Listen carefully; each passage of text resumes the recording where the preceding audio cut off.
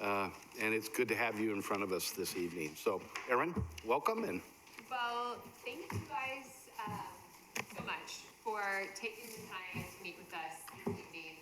I know the proposal has so many priorities and so many things for you to be focusing on and giving your attention to, and we really deeply appreciate that you have been willing to take the time to sit down with us and talk about things, all things Visit McMinnville, all things tourism, because I know you believe, like we believe, that economic development is incredibly important in our community, and tourism is an essential part of our overall economic development. I also recognize that when we started transient lodging tax way back in 2013, and we'll get to that, and we started the process to evaluate the original program that was created, we worked very closely, stakeholders worked very closely with our existing council at the time, but that council has changed a lot. And so while the council of 2014 spent a lot of time engaging on this topic, we recognize that as time goes on, faces change, and that it's really important for this to be an ongoing dialogue amongst all of us. And we're really excited to continue the conversation, have the conversation with all of you. And I think that I speak for our entire board at Visit McMinnville when I say that there are absolutely no sacred cows in the conversation around tourism and transient lodging tax funds. We really believe that a healthy, ongoing dialogue between two really important partners is essential. So in our minds, let's talk about it. Let's talk about everything. I know that there have been questions about how transient lodging tax can be used. I think those are great things to talk about. I think that as important as the issue of how can they be used is how should they be used? How should they be used to create the greatest economic benefit for our community? So just wanted to frame up our conversation a little bit this evening. We've got some really amazing folks who are here tonight to share with you some of the history, background, and focus of Visit McMinnville. And we were going to get started this evening just by doing some brief introductions and having everyone talk quickly about what their relationship is to not just Visit McMinnville Council, but to McMinnville as a whole. So should we start down at this end of the table? Good evening, Mayor, Council. I'm Scott Cooper. I'm the executive director. Been here almost 6 months now.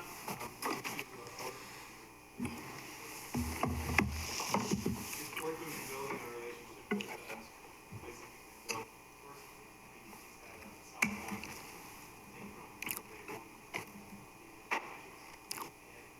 And I don't know, and they probably do, but Visit McMinnville are essentially BDP marketing in a lot of ways. So, very strong relationship with one that we want to be involved in. Good evening, Council, Mayor, and staff. I'm Kim McGuire, and I'm the marketing manager at Visit McMinnville. I have been in McMinnville this time for almost 4 years. I'm also in film and soccer for 3, and I have 2 kids at home. couple of Good evening, I'm Ellen Morton. I think the Robin and I are here in McMinnville. We bought our property here in 2004, and we moved back to full-time in 2008, and established our winery here in the Grand District in 2012. So we have our winery and our 3 vineyards in town. Our vineyard is about 15 minutes out. Robin and I are from Napa, so I bring an interesting perspective of having lived in a place that went from kind of a sleepy agricultural area to adult Disneyland for wine and food. And there's some lovely things about that. There's also some lovely things about not following that path. So I bring that perspective. Robin and I are very happy to leave Napa, and we're very happy to be here and spend the rest of our lives here. And I'm always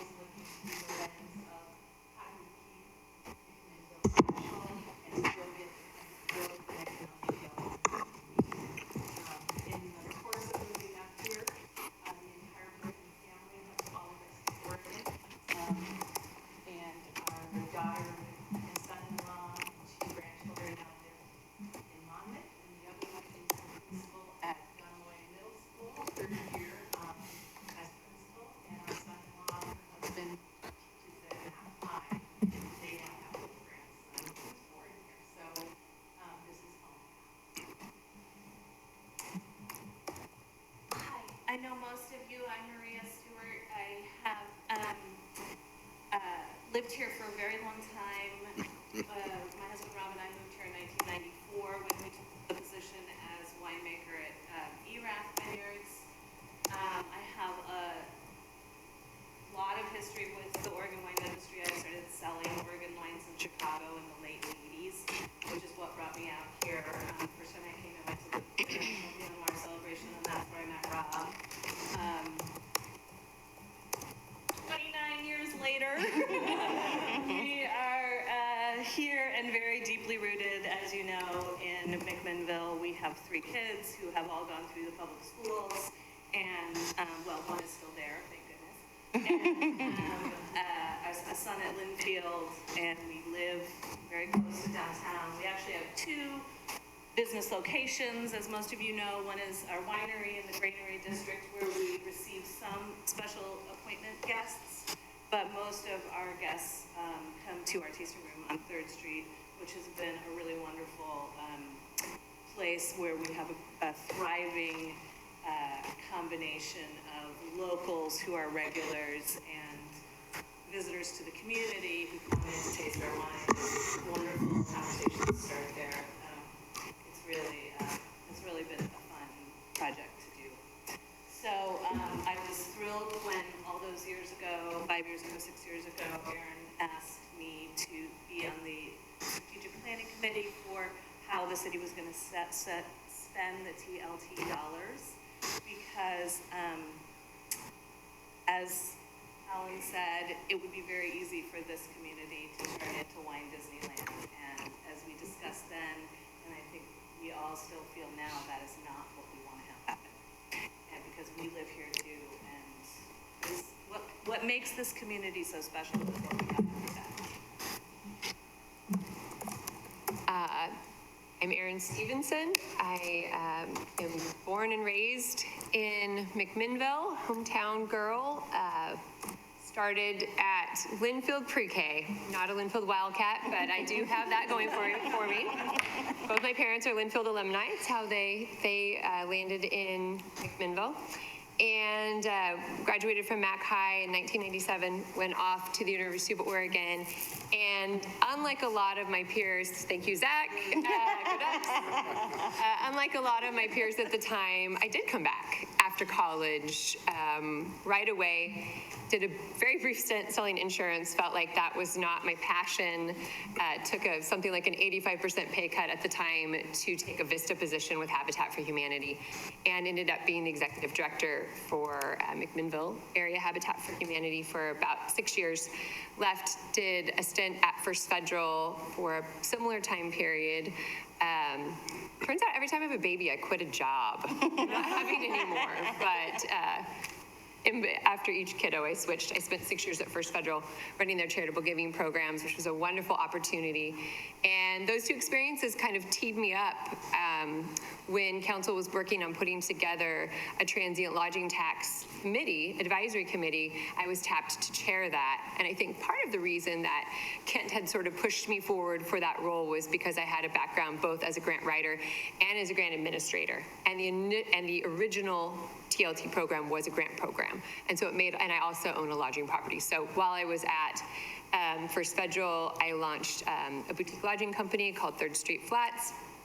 We began back in 2010 in the historic McMinnville Bank Building, where the Bitter Monk is. After about a year and a half of working at First Federal and running the business on my own, I kind of cried uncle and sold half the company to my partner, Brian. Brian and I expanded that to a second location a few years later at the Oddfellows Lodge, and then turned our sights on what we always called the Big Dream, which was the Atticus Hotel. So I live here in town. My husband, who's a firefighter, and our 2 sons. One's a 2nd grader at Memorial. The other is turning 13 this weekend. I'm about to have a teenager. He's in 7th grade under the care and tutelage of Ellen's daughter at Dunaway. So that is my background and my relationship to McMinnville, a place, as you all know, I really deeply love. So good evening. My name is Sarah Morrissey. I'm the Public Affairs Manager at Travel Oregon, and I have been there about a year and a half. While not from McMinnville, nor a resident, I did grow up in Astoria, Oregon, which is a town with a similar kind of Main Street function and a very strong tourism industry. And so I really am excited to be here and share the work that Travel Oregon has been doing and the partnership that we have with the regional destination management organizations down to the destination marketing organizations like Visit McMinnville. So thank you. Good evening. My name is Scott West. I'm the Chief Strategy Officer for Travel Oregon, and like Sarah, don't have deep roots here in McMinnville. I actually grew up in Eastern Oregon in Echo, if anybody knows where that is. Our family has had a ranch there for over 120 years. So a deep background in the agricultural industry, not in wine grapes or anything that grows on the floor here, but more in alfalfa, wheat, cattle. So come from that background and lived for quite a while down in Coos Bay. So I come from the south, from the east and down in the south and coast, and actually got my start in from an industry organizational tourism perspective, running the House of Myrtlewood in Coos Bay. I started as a 15-year-old taking tours at the House of Myrtlewood, and then ran that company after I got out of school at the University of Oregon, and ran that until I was about 30, and then got back into the tourism industry a little bit later in this role. So much like Sarah, we're excited to share a little bit about, from our perspective, tourism's role in the state and what we do, and also what we can do and hope to contribute through the regional program, local programs, and also to celebrate all the great work that your community has been doing over the last several years. It is one of the places in the state that we all look to. It's widely respected by us, by the work that's being done here, but also by others in the state that look to the work that you're doing here and managing your product and all the great work as a real hallmark in the state. So you should be very proud. Good evening, Council and Mayor. I am Jen Firo. I have a couple of touch points here. I am a board member for Visit McMinnville.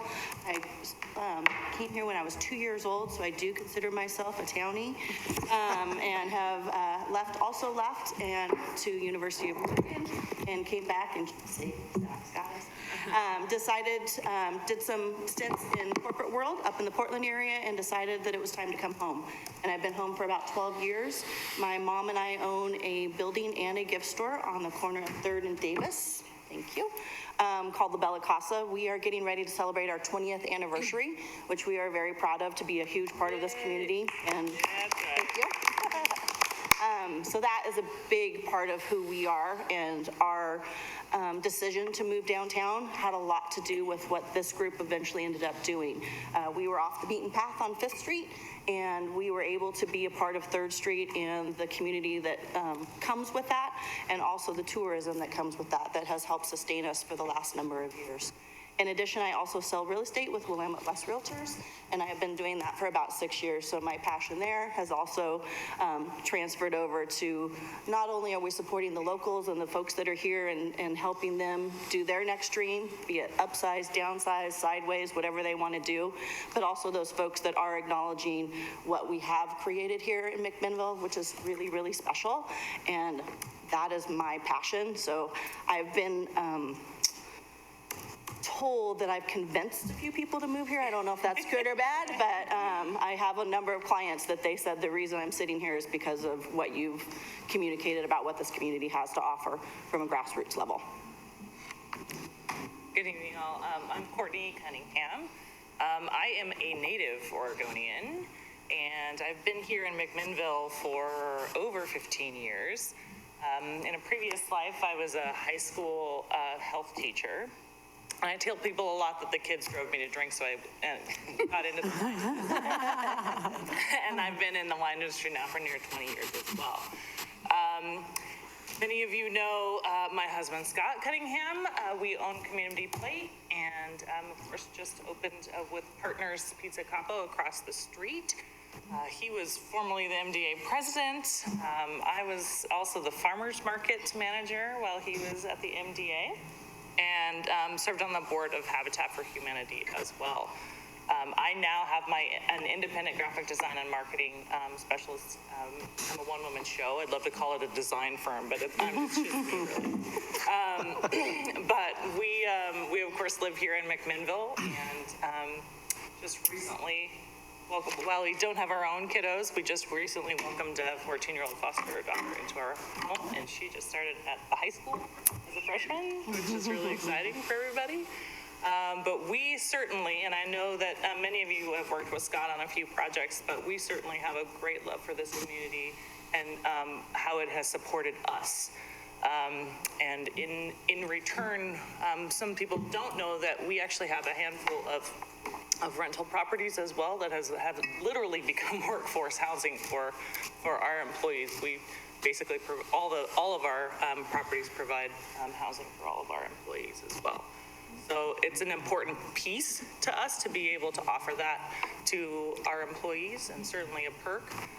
But many of you saw the campaign that we ran in the spring about all the employees featured for Community Plate.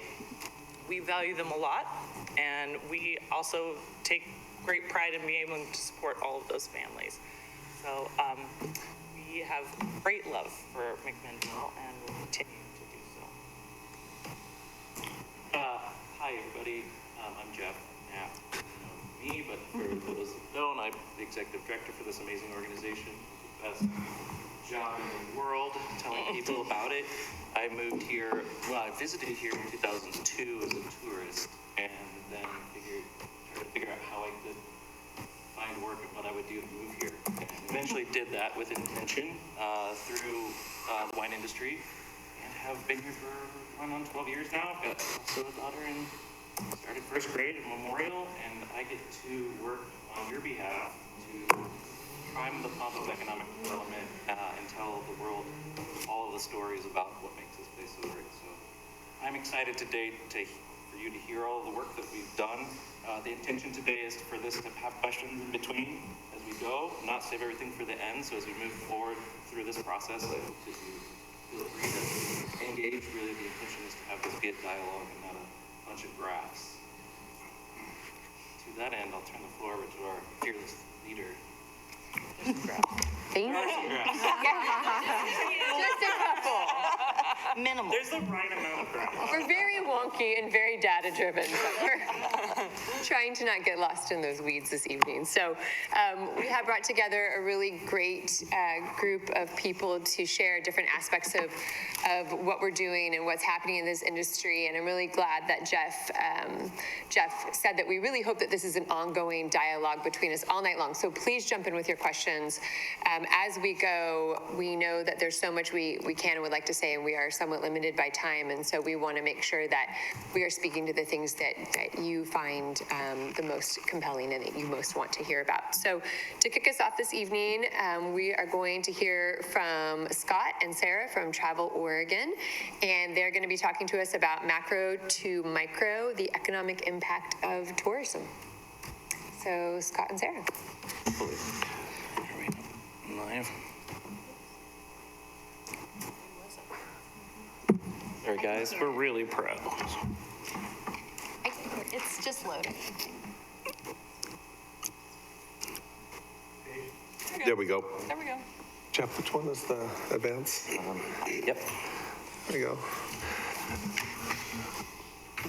Once again, Mayor and council members, my name is Scott West, Chief Strategy Officer with Travel Oregon, and I'm going to give you a little bit of a background on kind of who Travel Oregon is, how we came to be, a little bit how we do our work, and then Sarah is going to speak a little bit to where our work integrates with your fine community here. I just wanted to reflect for a second when Jeff was talking a minute ago. I remember we had our commission meeting here within this last year. I remember on the street with you after that downstairs out of the building saying, you've got the best freaking job in the world. This town is so cool. And so really, again, as I mentioned, really impressed by the work you're doing here. But a little bit about us. We are a semi-independent state agency that was created by legislation in 2003.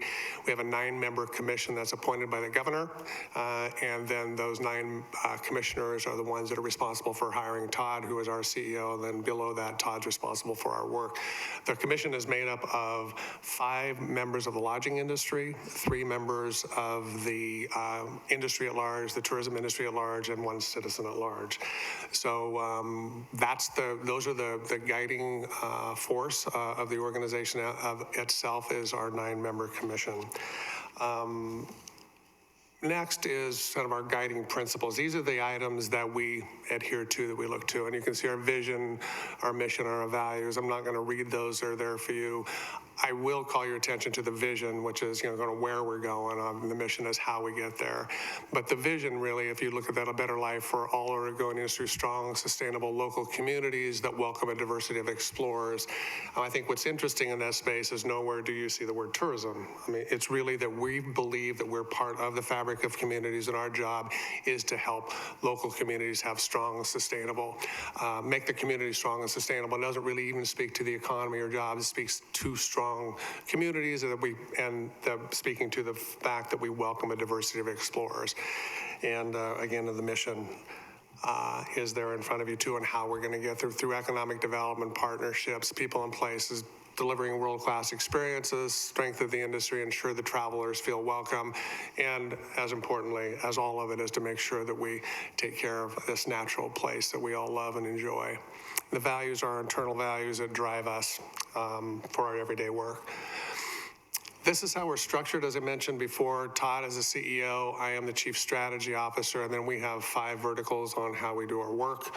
On my far left, I guess your far left, you can see I have a global strategic partnership group that handles our regional cooperative tourism program, as well as our grant programming and our partnership, a direct partnership work with members with entities and members of communities. Next, we have a global sales program that deals with our travel trade programs that are both domestic and in the Americas, mostly around in our domestic work, but also all of our overseas work in Europe, Asia, Oceania. And next we have, in a place where you likely have seen some of the work, is in our global marketing program, and that's headed by Kevin Wright. Go back, Teresa O'Neill, Petra, Kevin Wright, Jeff Hampton, and Kristen are all VPs, all had these verticals for us. Our global marketing campaign, our global marketing department, which handles all of our print media, our digital platforms, our insight and planning, all the research, and our communications, as well as our welcome centers. Next is Jeff is our operations, which handles all our internal operations, how we do our day-to-day business. And then on the far right is Kristen Dahl, heads of our destination development, which we do community-based development, product development, bicycle. You'll see bicycle, agritourism, sustainable, and others that are all programs that you may have seen or you may have heard about. But that's how we are organized. And then, any questions on that? Quick run through. Yes, Mr. Commissioner. How many cities participate in the transient lodging tax? And I assume that's also tied into Travel Oregon? There's 2 things. We're driven by a statewide lodging tax, which is... That's how you're funded. That's 1.8% now, and then it sunsets down to 1.5% in June 30 of 2020.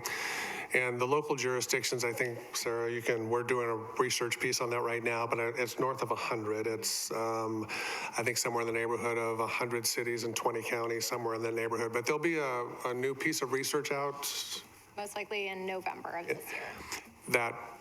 And you can talk about that. Yeah, so we're doing a research piece we did a research piece in 2008 that looked at the local jurisdictions across the state that had a transient lodging tax, and it captured what the rate was and what those revenues were being expended on. And then it also captured just a little bit about kind of the history and if there had been a rate change in those communities from 2003 to 2008.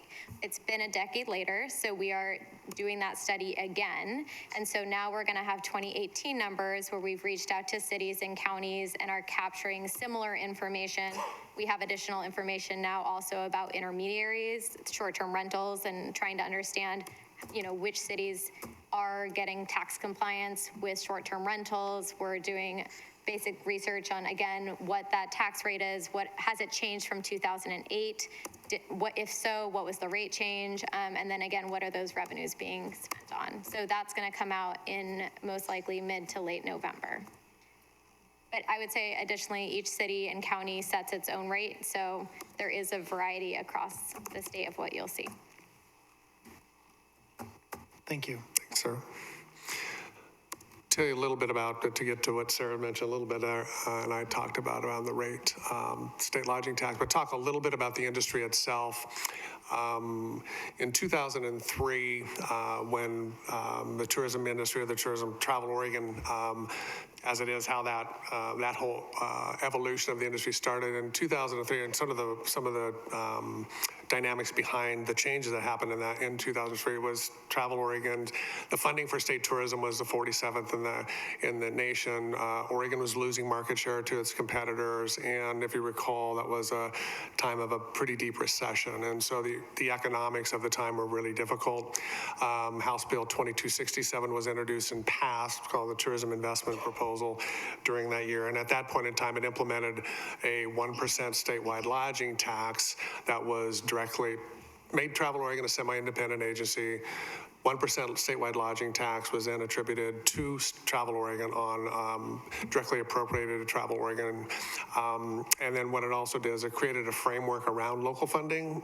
So local funding at that point in time, whatever the rate was and whatever the distribution to either tourism and other services, those were grandfathered. So for instance, if a community was giving at that point in time was giving 70% to tourism and 30% to other services, what it meant was that the floor for tourism on that tax rate moving forward had to be a minimum of 70%, couldn't be any less than that.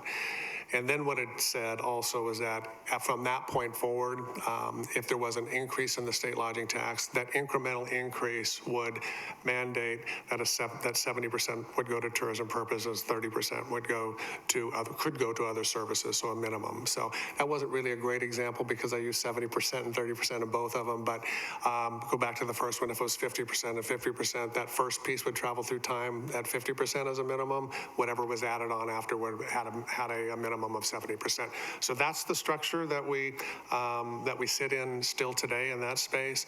The addition was in 2016, there was some additional, there was an increase to the state lodging tax from 1% to 1.8%, and then it sunsets back to 1.5% in July of 2020. What it also did was it dedicated 20% to implement a regional cooperative tourism program, and then 10% to a competitive grants program. Those other programs existed before, but they weren't mandated at certain percentages. These were mandated as such. So that's the environment that we are today. So you have the taxing environment, which is how you can increase the taxes and what those percentages go to. And then you also have the mandates at the state level that say 20% of all of our revenues must go to a regional tourism, cooperative tourism program, and 10% must go to a competitive grant program. This is what's occurred economically over the period of time, since 2003. You can see the changes there that have been made from the employment and earnings and spending and the taxes. And I think most notably, you'll see that the state and local taxes have gone up significantly at that point in time. And I think the other important thing to see there also, and spending has certainly gone up, but what you also see is a maturation in the employment space, that while employment has grown, the earnings have grown at roughly 3 times that rate. And the map itself there kind of maps out where the economic impact comes from and where how many jobs are in each of the 7 tourism regions that were part of it, that are established through statute. And so the regional cooperative tourism program, you'll hear more about that here shortly from Sarah, but the regional cooperative tourism program is part of that, and she'll explain more shortly. This is who the tourism industry is. These are of the 115,000 Oregonians that work in this industry. They do these kinds of things. Many have been spoken about. Many are represented by some of the folks at the table here today. But I don't know that there's any big surprises in those spaces. But these are who these folks are all across Oregon that work in this industry. And as I mentioned before, around this, kind of on our pillars on how we work, these are the specific kinds of programming that sits within all of our departments. Regional, the global strategies or the partnerships piece, specifically the regional cooperative tourism program and the grant. And you can see that I talked about those a little bit earlier, but happy to answer any questions as we go on. Now we're here to talk to Sarah. Are there any questions? I went through that fairly quickly. All right, so I will jump into the Regional Cooperative Tourism Program. And as a reminder, this is the 20% of our budget that so basically Department of Revenue collects from lodging operators 1.8% for every stay. And that's also campgrounds, short-term rentals, motels, any of that sort of activity. And then of that, we get the full amount for DOR. They do keep a 2% administrative fee. And then of that total, 20% goes out through a regional cooperative tourism program. So the map on the screen right now shows the different regions. And like Scott said, these are established in statute. McMinnville is in the Willamette Valley region.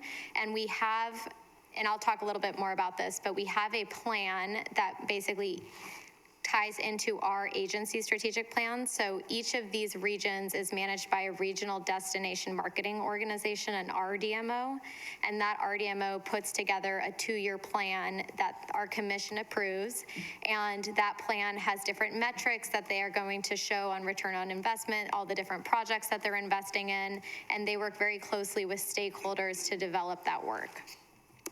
So this next chart shows the allocation across the Regional Cooperative Tourism Program.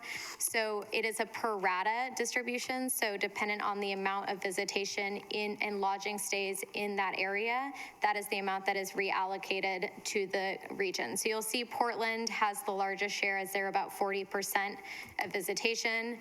Then the coast is the full coastal range, and then the Willamette Valley. But this shows kind of what was distributed from 2017 to 2019, and then what will be distributed from 2019 to 2021, and the total amount on the end.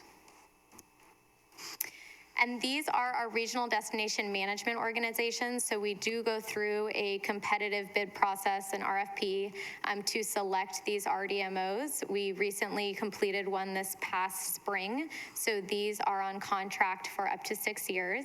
And for the Willamette Valley Visitors Association is the entity that is receiving those RDMO funds. Those regions then work with the destination management marketing organizations such as Visit McMinnville. This structure really helps us connect with the local communities because there are over 150 DMOs across the state, and so it really helps us have a better network and better integration between our work and then that work that's being done on the ground by local communities through DMOs.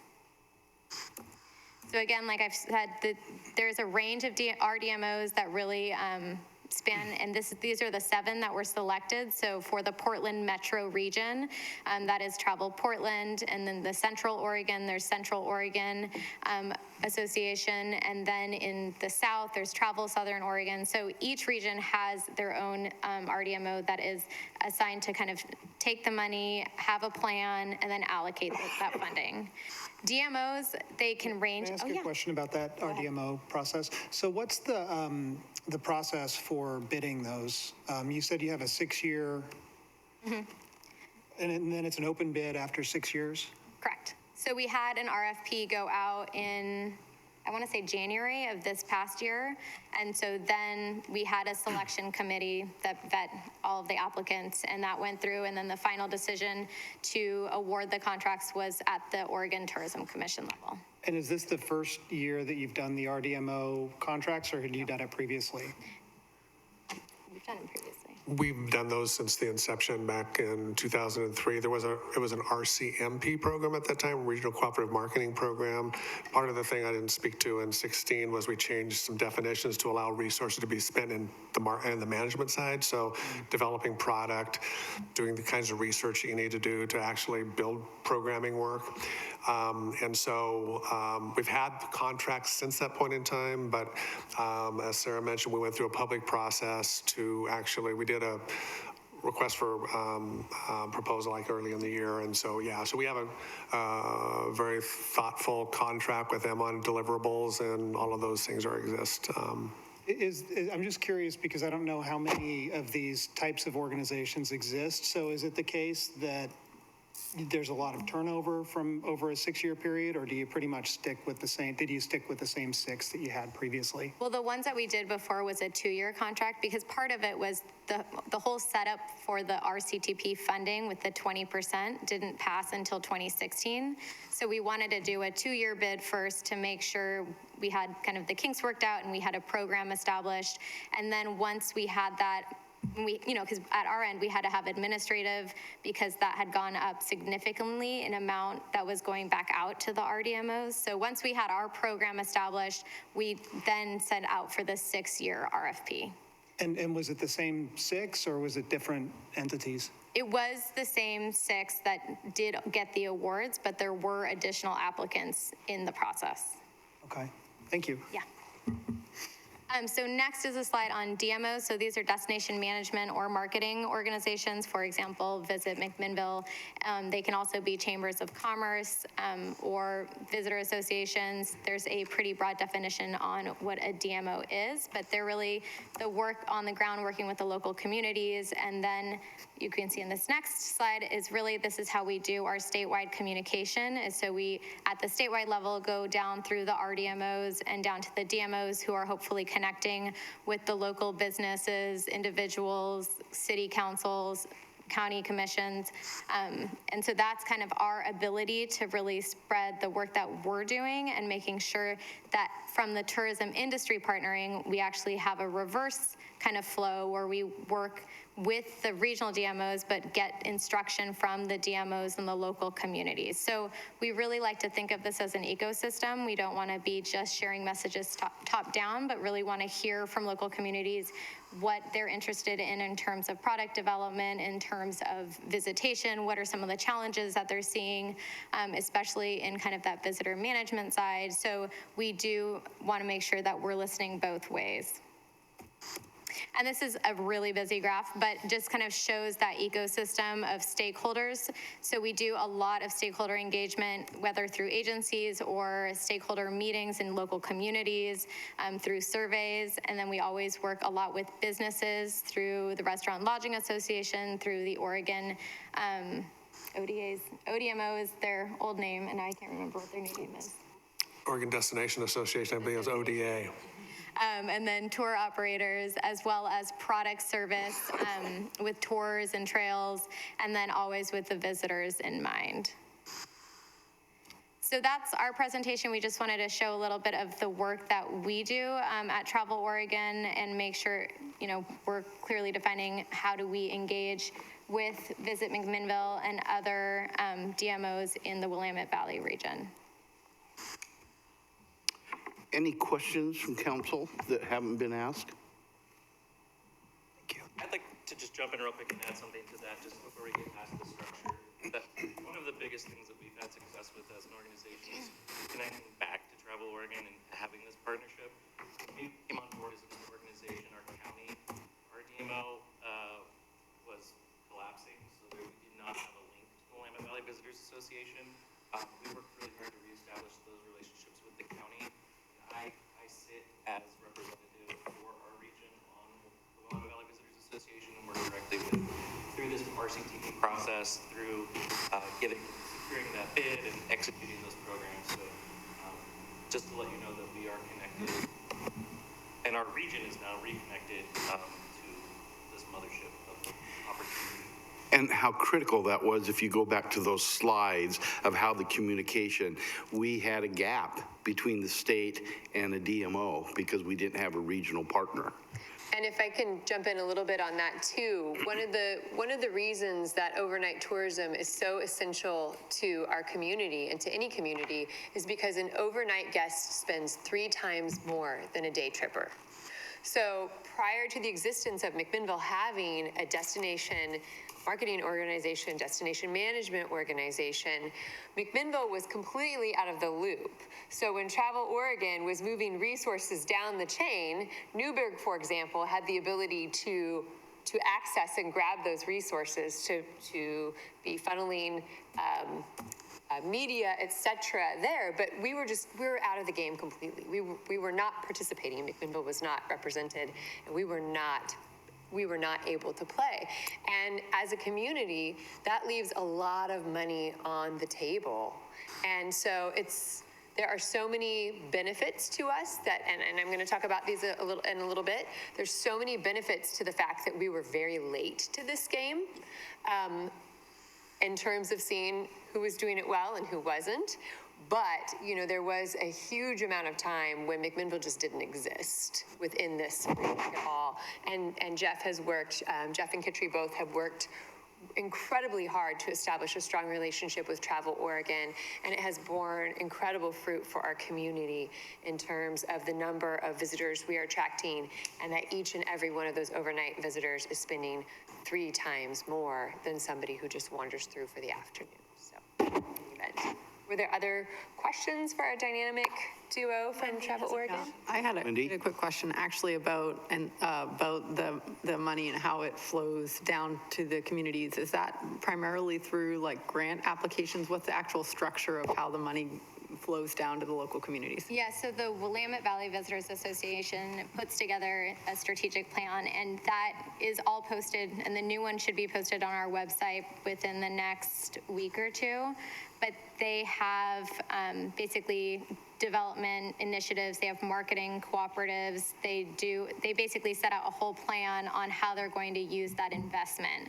And to do that plan, they work very closely with their board, they do stakeholder meetings, they meet with the DMOs in the area to see kind of what is needed on the ground, and then they put together that plan that basically shows how that resource will be expended.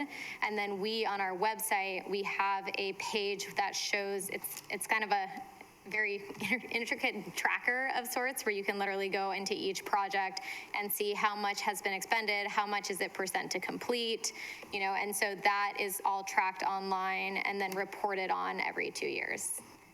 Okay, great, thank you. Also, that Yeah. money is but one resource. Yeah. There's education, there are earned media, the tour groups that they bring through. It's more than just dollars. There's a ripple effect of so many facets of those pillars you guys are talking about. So dollars is always the great thing to see, but there's multipliers of other types of activities. That actually brings up the second question I had.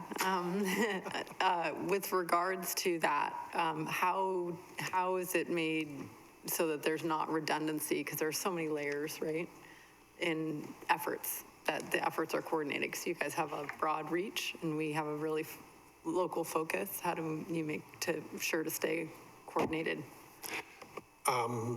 Well, I think that the construction of the RCTV program itself and with the stakeholders, the whole intent is to leverage, the idea is to leverage upstream with what Travel Oregon is doing when lots of time it's money. There's money in part of this, but to leverage in where this international markets, like how do we get to those places and how do we bring folks along at nominal amounts to be able to get exposure to international markets or in the earned media space. But it's also the discovery downstream with the DMOs and the product folks that are also talking about where they are, what kind of resource they're spending. So in that really rich conversation is the opportunity for leverage and alignment.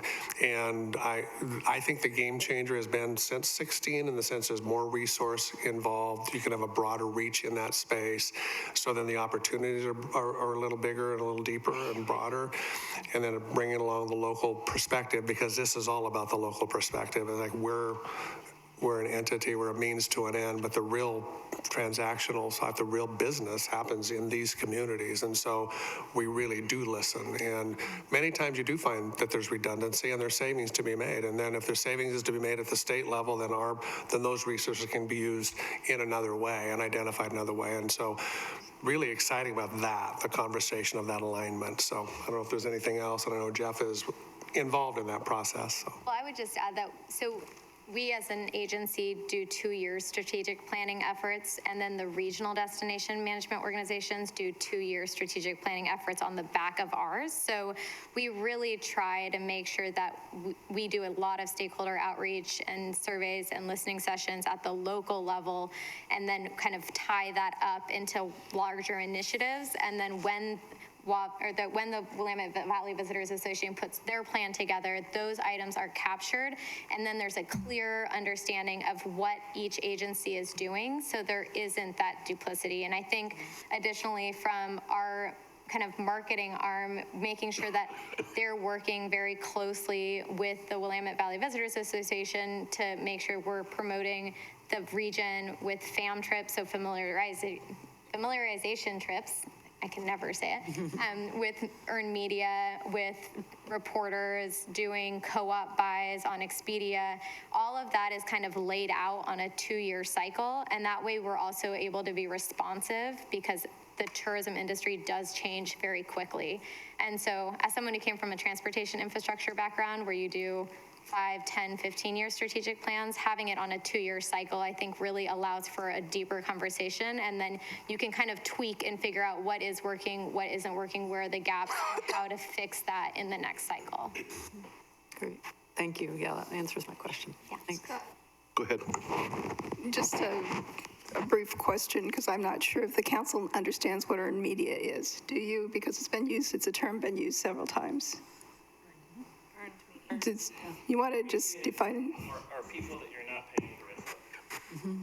They're articles that cover any amount of topic that has the word McMinnville in a positive light, preferably, that is beneficial. So, it is, you can go out and you can place advertising to gather that, or you can have someone say you're cool, or you're the best place, and it goes a lot further, than you saying it yourself.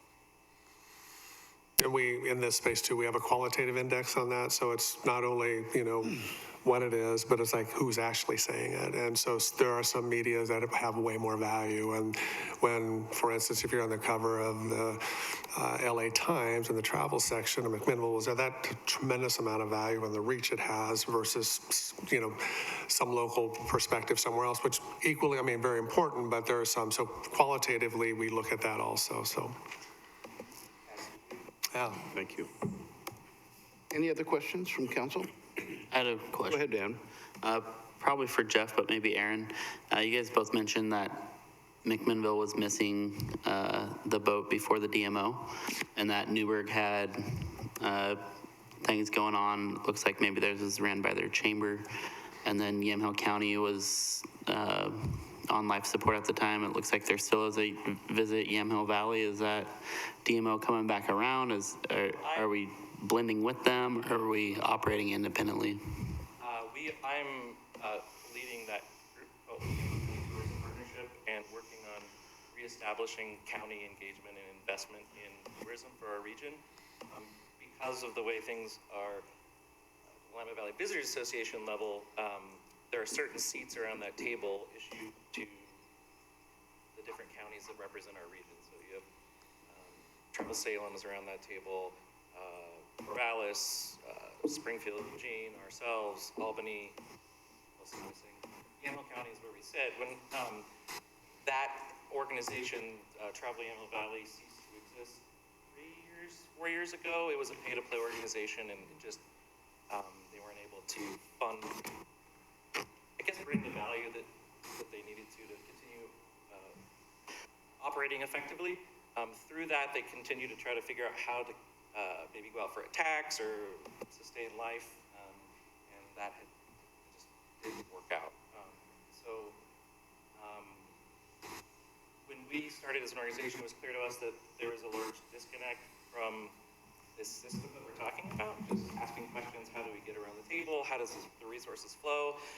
Kitri and I are both from the private sector, we were just learning it all, and through that we realized, well, we didn't have, to have a presence at the Willamette Valley Visitors level, we needed to have representation at a county level at that table. So we could not have that at the time, and at the time, resources were being just sort of funneled into the same group. So what we're trying to do is bring equity and opportunity to the entire county. We know McMinnville's got it going on strongly, and we want to make sure, it's better if we're all successful. People travel to a region, not to a county. They travel to a city and not a county. So we've been working really hard, and we've had major success. So we'll be doing a work session with the county as a cooperative tourism partnership next month, very much like this. And then we'll get into a little bit of kind of what we're asking them to do to really take advantage of all of the things upstream. Is there currently a county TLT tax outside of what the state mandates? There is not. Your seat on Willamette Valley Visitors Association, that's done by region. You guys aren't voted in by the 30 members that make up that organization? Commissioners appointed me to have a seat to represent the county and the lack of absence of a county DMO. Gotcha. Commissioners, because of the work that the board has allowed me to put in to work on this bigger picture, we've been able to move things. Not a tax, Yeah. but what can we do? What are the things we can do that will be beneficial for, not just for McMinnville, but for, to ensure that we can play within the structure. So we've had really great progress. And then does Visit McMinnville network media together with Newburgh, so it has more of like a regional reach? Work with, as far as do we send Like, media to Newburgh? not send media, but do you guys share expenses on media so you? If there are opportunities, we'll collaborate with anyone. We collaborate with, Newburgh's just getting off the ground, so there hasn't been an opportunity to do that really financially, but we collaborate up the chain, collaborating with Travel Oregon in New York next month, we collaborate with the Willamette Valley Waters Association, we're lining all of the marketing dollars for our Seattle push, so we're all about.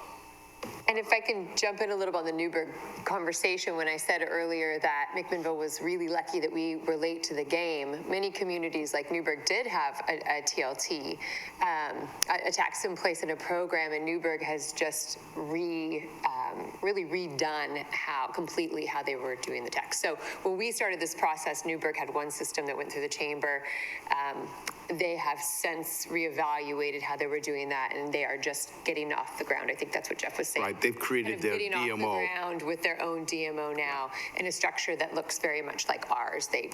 And that's a more painful process as a community when you have to abandon something that people are used to and have been receiving funding through and stop that and go in a completely different direction. And we were fortunate that we didn't do that. We were able to look around, see what we wanted to do as a community and make a decision moving forward. And we work very collaborative with Newburgh on that process. Absolutely. As they were going through the formation of that, they came to visit with Visit McMinnville's board meeting. Jeff and Kittrey were very involved. The mayor reached out to me. I helped them understand the value so that they could go back to council, because they were taking the TTL dollars and that had been going to the city, and they had to redistribute that out to help support the DMO. Any other questions? Okay, we still have a program, and so we'll. We do. We have much more programs. We'll turn that over to. Thanks for having us. Thank you. Thank you, Scott and Sarah, for coming. Thank you. Thanks, you So- too. Next up, we're turning things over to Mr. Cooper. Talk a little bit about economic development for us. Yeah, and I'll kind of try and tie in what Visit McMinnville and tourism and how that means and what it means. I'm going to stop just for a second because those smaller mics on the side don't pick up. So whoever's presenting, if you could go to in the middle, I think, because this is being recorded and we'd love to pick up everything that's being said. So Scott, thanks. And those are good mics, so just put it in front of you and your voice will carry. Yeah, I'll try and tie in what tourism and Visit McMinnville and what that means to MEDP and traditional economic development with business attraction, business retention and expansion, and workforce development.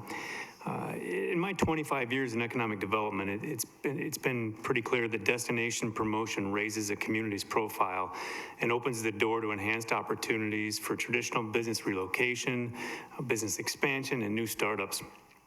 More people investing increases the need for more jobs, from hospitality, retail, banking, utilities, agriculture, healthcare.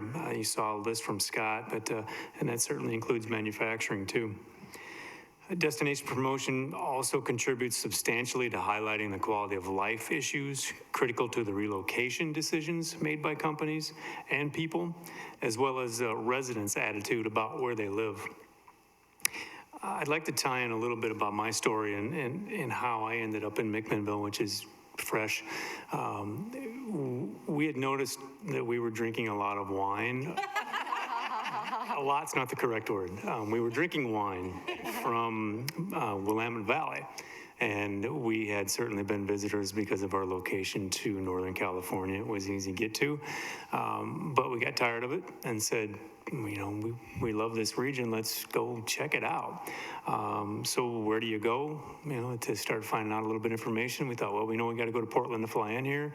And we found that we could be close to Portland and stay not in the city, which was Newburgh. But we started digging a little further, found the website, found information, and decided to truck up to McMinnville a couple of times while we were here, and loved it. And essentially, much as Jeff had said about trying to find a way to get here, I was fortunate enough to find an opportunity in a relatively quick amount of time.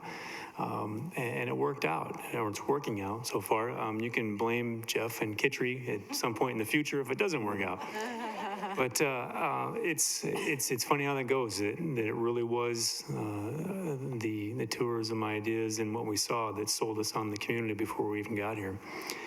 And I come from an area, Scottsdale, Arizona, very heavily labeled in tourism for obvious reasons, although I'm the inverse of that because I got out. But it is a reason why we got there. And they use destination promotion and tourism largely for their business attraction efforts. Quite by accident, 20, 30 years ago, CEOs would just come out there for the golfing opportunities and the weather in the winter, and they'd vacation. Then they would buy a house, and then they would find themselves staying there 4 or 6 months out of the year and said, why isn't our company out here?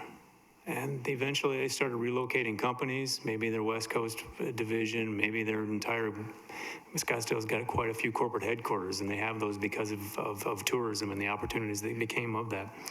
They also have, in the last 5 to 10 years, started using it for talent attraction, for job and workforce development. They go to various trade shows across the country, and they're selling the community, and they're selling it with the tourism people. A local example, Predicta, about 17 employees here in downtown.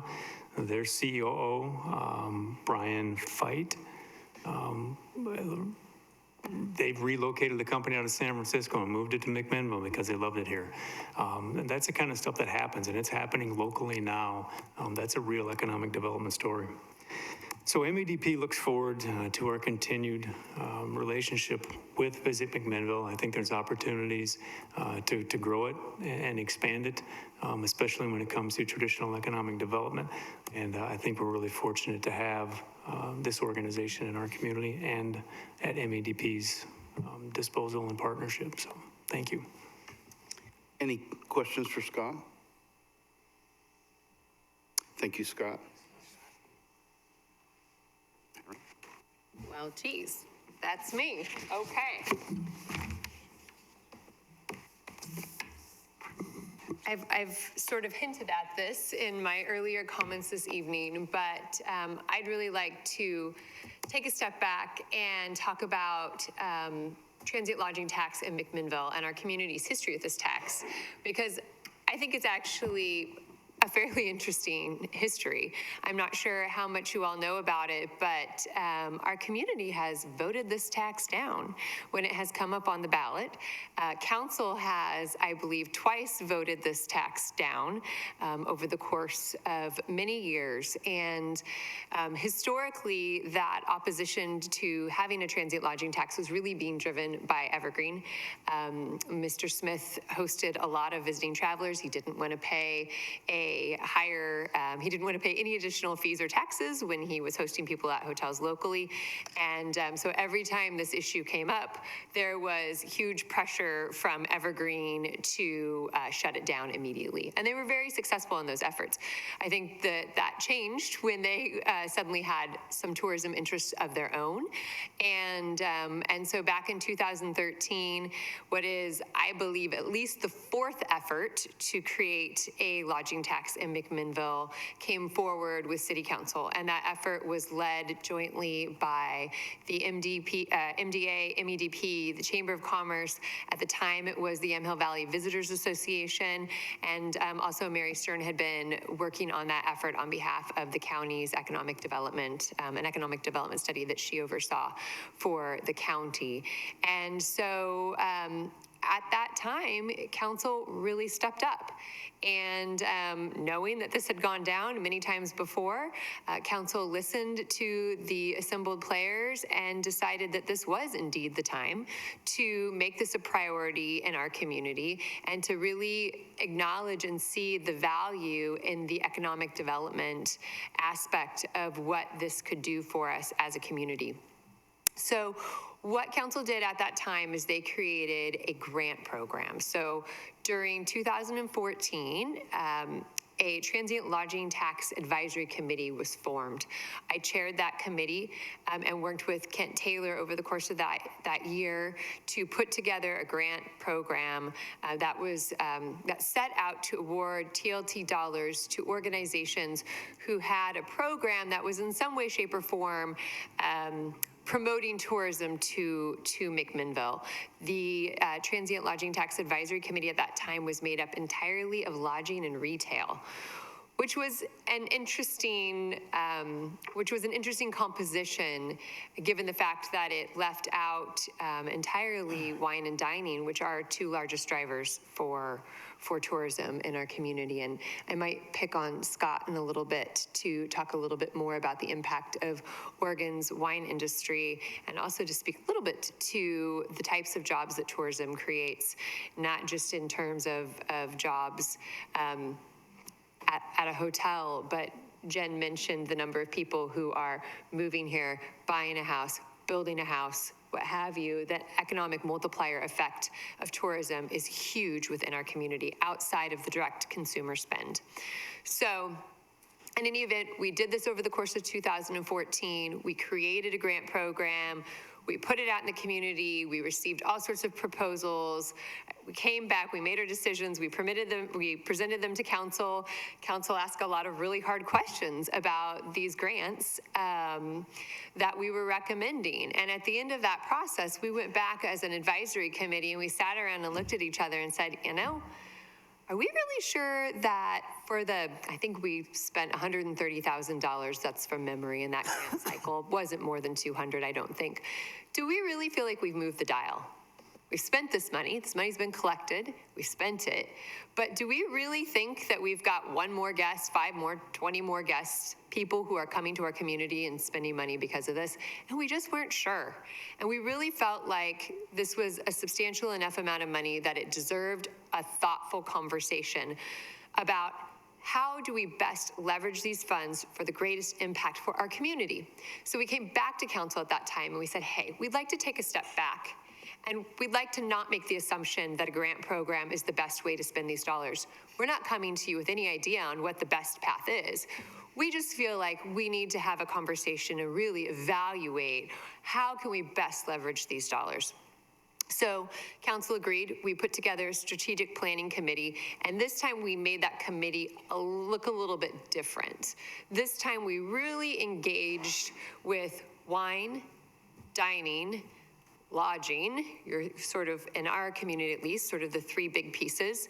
Evergreen at that point was not involved in that conversation because they were in the midst, that was at the point at which they had lost their leadership and there really wasn't a clear person from Evergreen to participate. Otherwise, we certainly would have included them in that process. And then we also wanted to bring in our regional partners and council. And we all started on this journey together. We began with a two-day strategic planning process. We brought in speakers from Travel Salem, Yamhill Valley Visitors Association, Travel Oregon, Visit Bend. And we really started going down the process of evaluating who is doing this really well, who is not doing this really well. At the time, our city manager spent a fair amount of time on the phone talking to other cities, getting some really frank feedback about how effective they felt their programs were and were not. It was a really wonderful process that we went through. By the time, though, we had completed that first day and we had heard the presentation from Visit Bend, and they had described the gigantic growth, not just in their transient lodging tax dollars and the number of visitors to their community, but the economic multiplier effect of that growth. every person around the table felt strongly that this model was the model that we really needed to look at and see if we could experience that same level of success within our own community. And that model is something that is called the tourism marketing funnel. And essentially what Ben did to great effect was to use top-notch creative and to channel people to the Visit Ben website and to get people as quickly as they could to the Visit Ben website and then out to their individual businesses in their community to make direct spends. And they have been incredibly successful with that model. The marketing in this scenario is not the end. It's just the vehicle. It's the vehicle that takes you to the economic growth that you're looking for, that gets you to that job creation, that recruits businesses to town, that adds to your tax base, that underwrites all of the things in the community that as locals, we love to enjoy as well. So that's how we were looking at that process. We continued to research a wide variety of different programs to hone in on how this might work best for McMinnville. And at that time, our strategic planning committee agreed to meet 4 hours a week, every week. This was in the beginning of 2015. We did that from January, a once a week, 4-hour meeting every week, from January all the way up until July 1st, when Visit McMinnville came into being officially and entered into a contract with the city of McMinnville. And throughout that process, council was deeply engaged and 100% a partner in every decision that we were making. And you know, we continue to see this as an ongoing dialogue and partnership, which is why we're so excited to have this opportunity to really to talk on a deeper level tonight. And a really important piece of all of this was that we knew we had to have really top-notch staff. This was part of Visit Ben's success, and we knew that it was going to be part of our success. So our first hire was Jeff as our executive director. Our second hire was Kitri as marketing manager, and we're really proud of the team that we've created and the job that they have done over the last 4 years has made McMinnville. We haven't made McMinnville a special place. McMinnville has always been the most special place, but they have made McMinnville a leader in the tourism industry on a statewide level. And that's really quite an accomplishment in a small amount of time. We continue to be a very data-driven organization, deeply focused on being very responsive, looking at what's working, what's not working, and adjusting as needed as we move forward with our own planning process. We're going to hear from Maria shortly on how Visit McMinnville fits into the overall economic development strategy for our community, and Ellen a little bit more on some of the individual accomplishments within the community, but there is a lot there. And a part of this overall process with the creation of Visit McMinnville was also engaging with our community and talking about tourism, which can be a scary thing sometimes. You know, my own dad, when we started moving in this direction, talking about the creation of a destination marketing organization, he said, "Are you sure we want to do this? Do we really want more people coming to McMinnville? I don't want to wait in line to get a cup of coffee. I don't want to wait in line when I go out to dinner if we're bringing all of these extra people." And I said, "Dad, how many restaurants were there in McMinnville when you moved here in 1972 or whatever? You know, how many nice restaurants were there?" And he said, "Well, there was one. There's Nick's." And I said, "Okay, well, has the line gotten longer at Nick's, or do you now have greater diversity? Now you have Nick's, you have La Rambla, you have Bistro Maison, you have Pura Vida, you have Thistle, you have CP, Valley Commissary, the list goes on and on." So I think a part of this process is to take a little bit of the fear factor out of this for our community and to see that it's not a scary thing. It doesn't mean the line gets longer. It means that we have greater variety. It means that the businesses that we all get to enjoy every day, they're being underwritten by tourists. Talk to any business up here. I'm lodging, so clearly you're going to have to take me out of this equation. but tourism underwrites the businesses that we enjoy. We don't get to eat at those restaurants. We don't get to taste wine, go to these bars, shop at these boutiques if we don't have tourism dollars that are helping these small businesses stay afloat. It's an essential part of our local economy. It's an essential part of who we are as a community. And this is what's helping to fuel many of the things that are the best and brightest spots in McMinnville. So that has continued to be a part of this process. And as a community, that's a conversation we should continue to have. Maria and Ellen spoke really eloquently about who we don't want to be. And that's very important to us at Visit McMinnville, and always has, for us to keep an eye on not just exclusively how do we bring as many people to town and get them to spend as much money as possible. That's an important lens, but what is this town that we bring them to? Who are we and who do we want to be? And how do we protect that? And that's very important to who we are as well. So do any of you have any questions specific to the formation of Visit McMinnville, lodging tax in our community? Wendy? Yeah, hi. So I actually, a part of what you talked about is something that we hear feedback about, which is with all of the visible emphasis on tourism, there's a concern that like 3rd Street will become just about tourists. Yeah. So we get that a lot, and I'm sure you guys get that a lot too. How do you usually field that to help them to understand that emphasis on sustainable communities, that it's not just going to be about the tourists, but it's also about the citizens? I think that there could be temptation to bite off your nose to spite your face, right? Mm-hmm. When people come here, I talk to guests all the time, and I feel so lucky that I get to do this. I wish you all got to see our community through other people's eyes on a daily basis, because it's so incredible to see the wonder. The first time somebody comes and they walk down 3rd Street and they see this town and they're dazzled. They're starstruck. It's so beautiful. It's so charming. And they always seem to identify very quickly that there is something very special here, and that there is a realness. It is the fact that we have a pharmacy in downtown McMinnville, that we have bookshops and law offices and things that are not just exclusively about tourists. If we suddenly had 45 wine bars in downtown McMinnville, people would stop saying that. The people who are coming here to visit, they'd stop saying, oh my gosh, this is so special, this is so lovely. They might still think it's pretty, and they may find some charm there, but I promise the magic would be gone.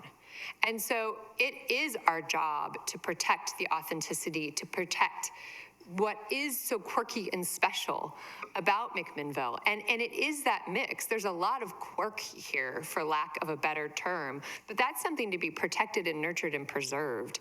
And the moment that we stop protecting and nurturing and preserving that, we've done ourselves a huge disservice on a tourism front too, because people are very good at seeing a fraud, right? We all are. You can see a fraud quickly and easily. And the second we allow ourselves to become a fraud, we no longer have anything to sell. So I think that it behooves us as a community, as a destination marketing organization, to protect that.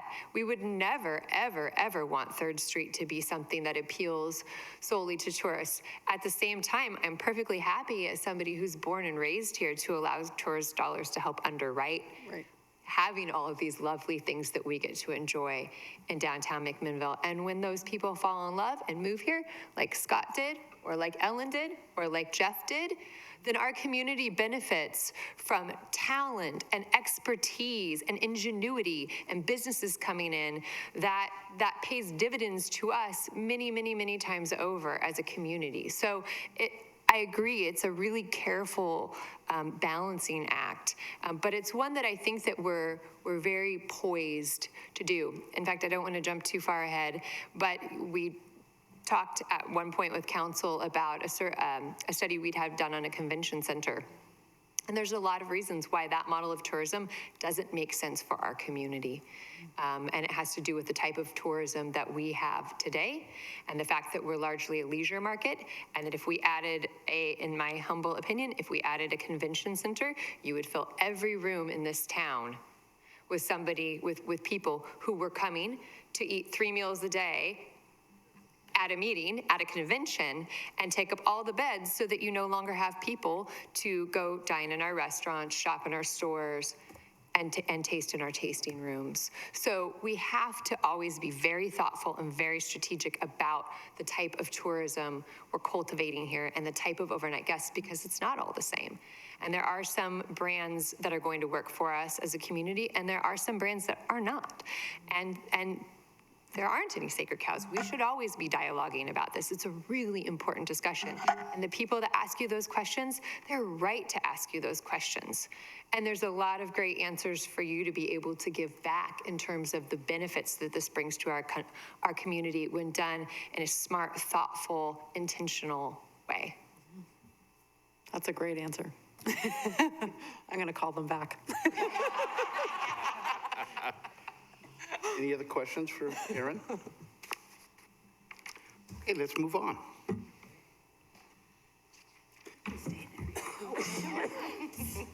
I'll give it up.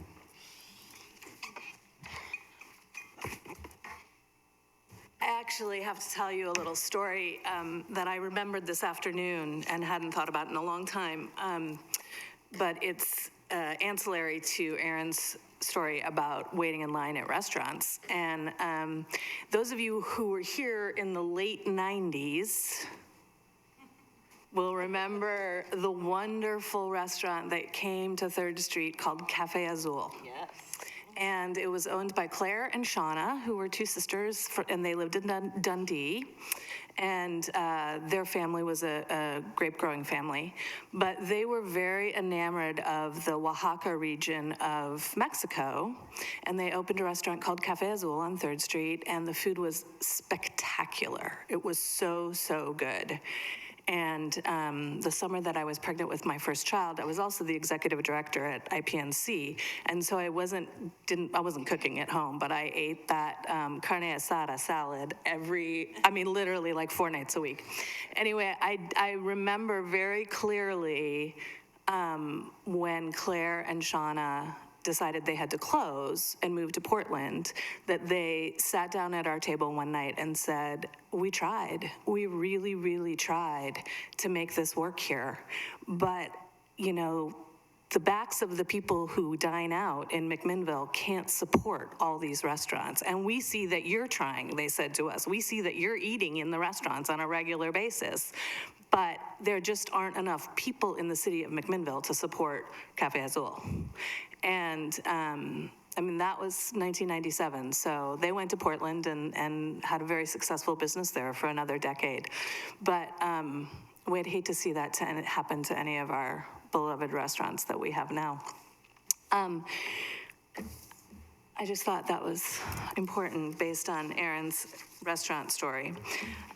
So I want to talk to a minute just to bring your attention to the Economic Development Strategic Plan that the city went through the process of creating last year. I was technically in name on that committee, but I wasn't able to attend as many of those sessions as I would like to. And I know you're familiar with the results, the MacTown 2023 plan. But at Visit McMinnville, we feel like we are partnering with the city to make some of those priorities come true. And the one that comes to mind is number 6. I think you have this in your packet up there. The strategic priorities to become the preferred destination for wine-related tourism, to diversify tourism destinations beyond wine, and to market and promote McMinnville. It seems to me that the city has put a lot of investment into thinking about our economic development for the future and how tourism can be a key component in that. I want to talk just for a minute about the wine industry. Obviously, it's not the only industry in the hospitality realm that tourism is supporting, but just to touch for a minute on how important it is to our community. And in fact, this phrase here under economic prosperity, a balanced array of traditional and innovative industry sectors, I'm not sure that people think about the businesses, first of all, the employees of wineries and the businesses that the wine industry requires to survive when they think about wine tourism. I think, the most obvious are those tasting room employees who stand behind the counter and pour wine and tell our stories for us to the public who come to see us. And believe me, those people are really important. I just interviewed today for another woman to work in our tasting room, and I am very particular about the people I hire because they're telling my life story. You know, our name is on the window, Rob and Maria Stewart, but we've spent our entire careers building our reputation, and we hire very carefully. What you may not be aware of is that we hire those people at a starting rate of $15 an hour, and then they get incentive pay on top of that. There are people who work in our tasting room who in the summertime are making almost $30 an hour. And that is a living wage. That is not an entry-level position necessarily. I love to tell the story. Many of you know the wonderful Casey Clark, who works for us and came to work for us as a part-time when she was a student at Linfield. She was in her senior year. She was just 21 years old. She worked part-time in the tasting room and part-time at the bookstore. And she's now been with us for 7 years. She's our director of special, what is her title? I can't remember. I had to make up a new title for her. Anyway, she's really important, and she's saving money to buy a house in this community with Jen's help.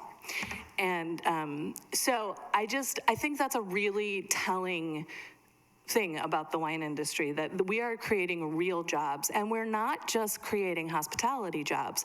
We hire, I had to write this list down because I was brainstorming through it, and I thought, I'm not going to remember all this.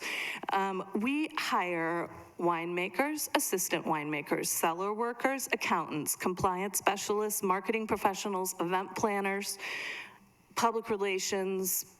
Many wineries have lots of staff people who do all those different jobs. At our Stewart, it's me and Casey and Rob. But, and we also engage with a lot of local businesses, local builders, attorneys, CPAs, banks, graphic designers, printers. There are lots of businesses in this community that are here because they're supporting the wineries of the Willamette Valley, not just of McMinnville. We buy glass from bottle distribution companies, barrels, mobile bottling lines. I can't even, actually, I didn't write that list down, and I should have, because there's so many businesses who employ local people those businesses support the Willamette Valley wine industry. And a lot of those people live and work here in McMinnville. And those are also living wage jobs. So wineries are not just hospitality related, they're also manufacturing and agriculture, and those are two things that are deeply embedded in the roots of this community. And I just want to bring that to your attention because I think it's really important to remember that on a day-to-day basis. The other thing I wanted to mention is the Pinot Noir celebration and another event you're probably less familiar with called Oregon Pinot Camp. When you talk about people who come to McMinnville for tourism-related purposes and want to live here, one time I put an ad in to hire a tasting room manager on a website called winejobs.com. And this was 10 years ago. And I bet you I got 500 applicants for people to come here and live in McMinnville and manage our tasting room. And half of those people had been to our wine industry professionals who had been to an event which is under the umbrella of the Willamette Valley Wineries Association called Oregon Pinot Camp. It brings 300 professionals here to the Valley every spring, and it's not as obvious maybe to the outsiders as the International Pinot Noir celebration is because it's spread out throughout the Valley, but it's still really important. And we learned this year that what Dundee and Newburgh were a little miffed at us because all the campers wanted to stay in McMinnville. They didn't want to stay in Dundee and Newburgh anymore. They wanted but of course we don't have enough rooms for that yet. But, and IPNC the same, 800 people who come from all over the world. They're Pinot Noir lovers. They come here and they love McMinnville. And it's a great, it is maybe one of the best ways to show off the Oregon wine community to outsiders, because it's a wonderful, both of those events are wonderful evidence of the way our community works collaboratively. I think that's all I have on my list, though I'm very happy to answer questions if anybody has any. Any questions for Maria? Thank you for your story. I want Erin to tell a story about one of her employees as well before this evening is over. Welcome, Ellen. Thank you, Ellen Britton again, and I'll keep this brief because we're running way behind schedule, and many of the things that I was going to touch on have been touched on, so I won't be repetitive. I did want to mention a little bit about how our board operates and approaches this this challenge and this opportunity for McMinnville. And I didn't mention when I introduced myself, I do have a financial background. I'm the treasurer for the organization. I spent 20 years in financial services before I got into the wine industry. So I have 20 years of strategic planning, marketing and branding, and financial planning before getting into wine for another 20-some years. So I have about half and half. Anyway, I approach this board, and I've now sat on 6 boards in the Willamette Valley since I came to, or in Oregon since I came to the state. And I can tell you with all sincerity that this board and the Oregon Wine Board are the 2 most strategically oriented, disciplined boards that I have worked on, and it's been a pleasure to be part of this organization as a result. There have been other boards I've been on that have not been that much fun, but this one, because it takes such a strategic and data-driven approach to everything we do, we look at everything we do with the great amount of fiduciary responsibility, and Scott and Jeff and Kelly, who sit on our board, sit on our meetings, can attest to that. We are data-driven and we are results-driven. And that's what makes this so fun, is that every time we decide to spend $1, we want to know how we're going to leverage that dollar and how we're going to measure the impact of that dollar. And there's very few volunteer organization-driven organizational boards that operate at that level. And so I'm very pleased to see that we've been able to maintain that through our 4.5 years of existence. Every time Kitri and Jeff present a program or make a recommendation, there are metrics and evaluation techniques tied to that, so that we will know if it's being impactful, and if so, how impactful it is, and whether we need to make any adjustments. And we make very few long-term commitments so that we can be nimble enough to react to the marketplace and to the results and metrics that we're seeing, and then make adjustments accordingly so that we spend every dollar we can at a high impact.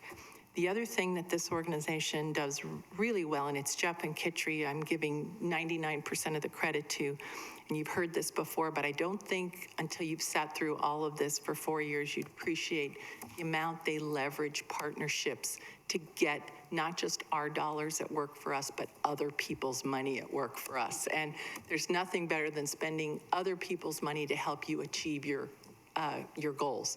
So rather than do things that are redundant or in a silo without any impact, they find ways to partner and get other people to spend their dollars in the same direction that we're trying to move, so that we leverage them 2, 3, 4, 5, 10 times over. They've been very good at doing that with Travel Oregon, with Willamette Valley Visitors Association now, with Willamette Valley Wineries Association, who has as its head a person who used to run a regional destination marketing organization in the Finger Lakes in New York. and who gets exactly how this all works. And to be able to partner with people like that, put those brains together with this creative team and leverage that and make that work for our community is invaluable. Just a couple of examples of things that we have worked on that have been data-driven and that I really want the council to be aware of and hopefully to ask questions about or to investigate further as we go through this process this year, is that every time a major project is looked at, we go out and get data. We do not sit in a room and anecdotally decide how we should proceed. A couple of examples of that would be, first thing that hit us when we formed an organization was, well, of course you're going to open a visitor center. And we're all like, well, of course we're going to open a visitor center because we're tourism. And then as we delved into that and did the analysis, it became clear that that was not the best use of the dollars that we had. That most people that we're trying to attract to this community, I would venture that Scott does not wait till he gets to a town and then walks in the visitor center to decide where he's going to eat, where he's going to stay, and where he's going to shop. So people don't use visitor centers the way they used to. Everything is digital, everything is online. So where should we put the money? In the website, not in a brick and mortar visitor center. High value, high dollar, high leverage. Same thing with group sales. We said, oh, of course we should have a convention center or some type of facility like an arts and entertainment center, et cetera. We all would love to have an arts and entertainment center, but we needed to do the work and the analysis, so we funded a group sales study to get people who were outside of our community to give us some input and some perspective on this. And it turns out that at this point in our evolution, that isn't the best use of our funds. At least that was the board's decision, because A, it's very expensive. We would need to be 40,000 square feet or larger to make it worthwhile. That's tens of millions of dollars, and it directly competes with the leisure business that we are finding is our niche. If you're Kaiser, no offense, Kaiser, but you don't have a lot to offer in terms of charm. So maybe a convention center so you can bring bodies in with dollars makes sense in some communities. For us, we have something else to attract the visitor other than just a hotel room and a meeting room. So not saying that that shouldn't be on the table for long-term discussion, but as an immediate priority, it didn't make the list. So everything we do is prioritized and strategized, and it doesn't mean it's off the list. It just means, what do we want to spend dollars on now? Where can we get the biggest bang for our buck? Could I ask a question? Yes, Remy. What, on your budget, you talked about funding this research project. What percentage of your funding is mandated to go towards marketing versus admin versus research, or is it mandated? No, it's not mandated. So it's up to the board to say, let's make sure we have overhead and personnel balanced with programming. So how many dollars are actually going to marketing or promoting McMinnville? So we have to very strategically look at, let's make sure that it's just like a charity. How many of the dollars that charity takes in are going to actually help somebody versus overhead and other costs? So we look at it very similarly as those types of ratios, let's make sure that we have enough staff and enough overhead to get the work done, and that it's being done at a high level so that we're getting value, but let's make sure that a majority of the money goes to programming. And programming can be anything from a media tour to an ad buy to a design for a new video to go on the website, for social media, for anything that is actually going to touch the potential consumer that we're trying to reach. And are those kind of the three pieces of your pie, staffing, marketing? Administrative overhead, staffing, and programming. And I would say 70% is going to over 70% to programming, which is what you want to see. If you see something that's getting down toward 50% or less, then you're not leveraging your dollars well. Did I answer your question? Absolutely. Another study that we did was because one of the challenges we found with visitors to the community was wayfinding. So we did a study that we did intentionally to help kick off that conversation and that development with the city, because we are not in the business of wayfinding per se in terms of structure, but it's critical to connect the dots for visitors so that they can find all the wonderful things that are available in McMinnville. So that was another study that we did that would, then we could partner with the city to help develop once the city's long-term planning was done, and it could be folded into that conversation. So those are a couple of things that we have done in addition to our programming to be strategic about how we approach how we spend these dollars. And the board is again, very cognizant of the fiduciary responsibility of making sure that those dollars are spent to the best of our ability to have the biggest impact and the biggest return for the largest number of businesses in the community, as well as the economic development piece that is an inherent part of that success of bringing people who are unfamiliar with McMinnville to McMinnville. I'd say if I had one word to describe our mantra, it's leverage. How do we leverage our connections, our partnerships, and our dollars to the greatest advantage of this community without killing what makes it so wonderful? And what makes it so wonderful is that there are locals in the businesses, in the restaurants, in the shops, in the community, and it's not all tourists. And that's what happened in Napa. It became all tourists, and it killed the charm of those small towns. So we have to make sure that whatever we do is in conjunction with economic development to bring people, businesses, and locals into this process and into our businesses so that it's a sharing of locals and visitors, and the visitors can actually experience the magic of a real community versus a fake community. So I guess that's how I would look at it, having lived through both processes. Okay. Thank you, Ellen. Any questions for Ellen? Okay, thank you. It looks like we've got some local tourism stakeholders, and we've got Jan and we've got Diana. Welcome. Thank you. Todd, it's good to see you. Yeah, thanks. Hello, I'm Diana Riggs. I'm Todd Severson. Let the record show, Todd Severson, not Todd Riggs, as it states in the agenda. Oh, good, okay. That's cool. We are owners of Mac Market, a new food, drink, and community gathering space in a 10,000 square foot renovated industrial warehouse along Alpine Avenue, which is McMinnville's, you guys already know all this, is McMinnville's developing craft district. I want to start on a personal note about Visit McMinnville.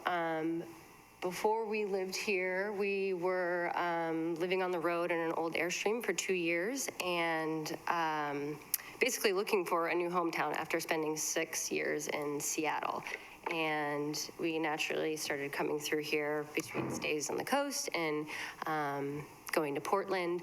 And we were very quickly enamored with this town and community. And that is in large part due to Visit McMinnville's efforts, perusing the website, just getting the messaging and through various outlets, and then the press. I mean, who doesn't want to live in Sunset West's favorite small town, you know? So, so here we are. We live here, and if you know me at all, I'm always looking for something to make do, build, create. And so the decision to move here was not just having a wonderful lifestyle. It was, where can we invest? Where can we start something? And the opportunity we felt was ripe with Alpine Avenue, and the support of the community very early on. And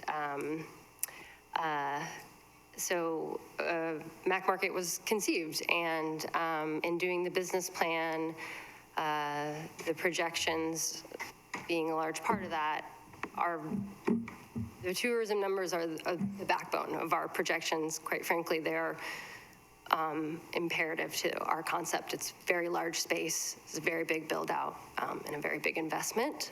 So very similar to what you're saying, tourism numbers underwrite our business.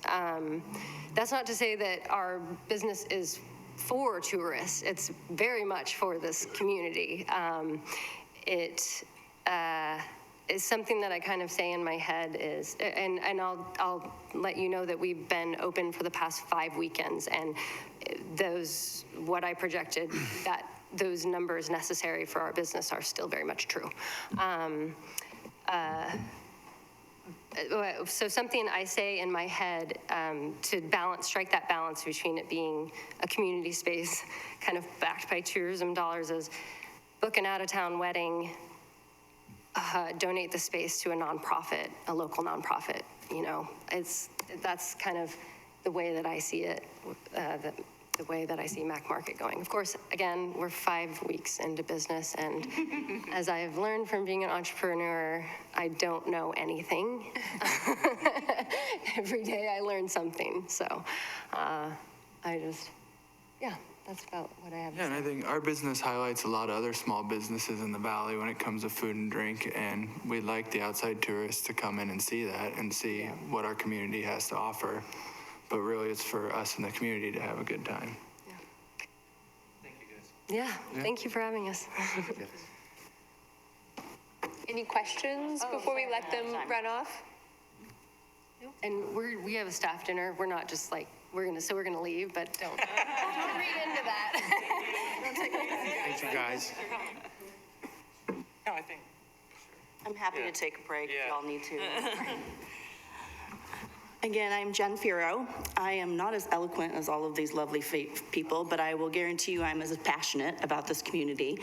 When I decided to move home, which is home to me, it was in 2008, which could have been probably the worst time to move home to the business that was hopefully what we wanted to do forever, right? All of the people that I left in Portland thought I was crazy. They called it McTucky. They didn't understand. Those same people call me weekly and can I come stay? Can we sleep over? We stayed at the Atticus last weekend. We loved it. So they're coming around a little bit. But I think the biggest thing, I'm going to argue with Jeff a little bit, is that I actually have the best job because I get to do 2 things. I get to run a business in this community and be supported by this community. I get to sell houses to this community, but I also get to talk to people that, to Erin's point, come here and see our lovely community through their eyes. I am the biggest cheerleader. My favorite thing to do is, oh, you're from out of town, let me give you a tour. I will walk you and talk you till you don't want to hear about McMinnville anymore. I love it. And I think that that is the beauty of what we have, and that we can communicate that, and that people do truly see it. I work Monday mornings at La Bella Casa for a reason, because 1, I love it. It's my creative outlet. But 2, most of the folks that are coming through our door Monday morning are the folks that stayed over the weekend. And they're coming in and they're having conversations with me because they're like, and I'm always like, what are you doing here? Why'd you come here? Why are you here? What are you doing? And they're, you know, but they, most of them have come from wine. A lot of them come for the coast, and a lot of them come because they just drove through our town and wanted to stay. And that's an amazing thing. And we always get, oh my gosh, everyone's so nice here. Everyone's so communicative. You know, we get, I call us kind of the concierge of 3rd Street because people come in, where should I eat? Where should I go drink? Where should I do anything in the town? What are my activities that I can do? We send them to the farmers markets on Thursday. So we really try to promote what we do best in this community. One of the best examples I just had actually on Monday morning, where I open the doors and 15 people walk in the door. I'm like, whew, that's not a usual Monday morning. And we're chatting with them. They were 15 people that had read about McMinnville in South Dakota. And they decided they wanted to spend their 40th birthday here. And it was called couples. So they were, men and women, and they were like touting everything they did all weekend and what a fabulous experience they had. And they wanted to come and spend the last couple hours they had on our 3rd Street.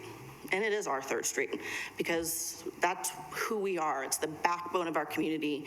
Wendy, you'd mentioned locals are trying to find where's that balance of the tourism and the locals.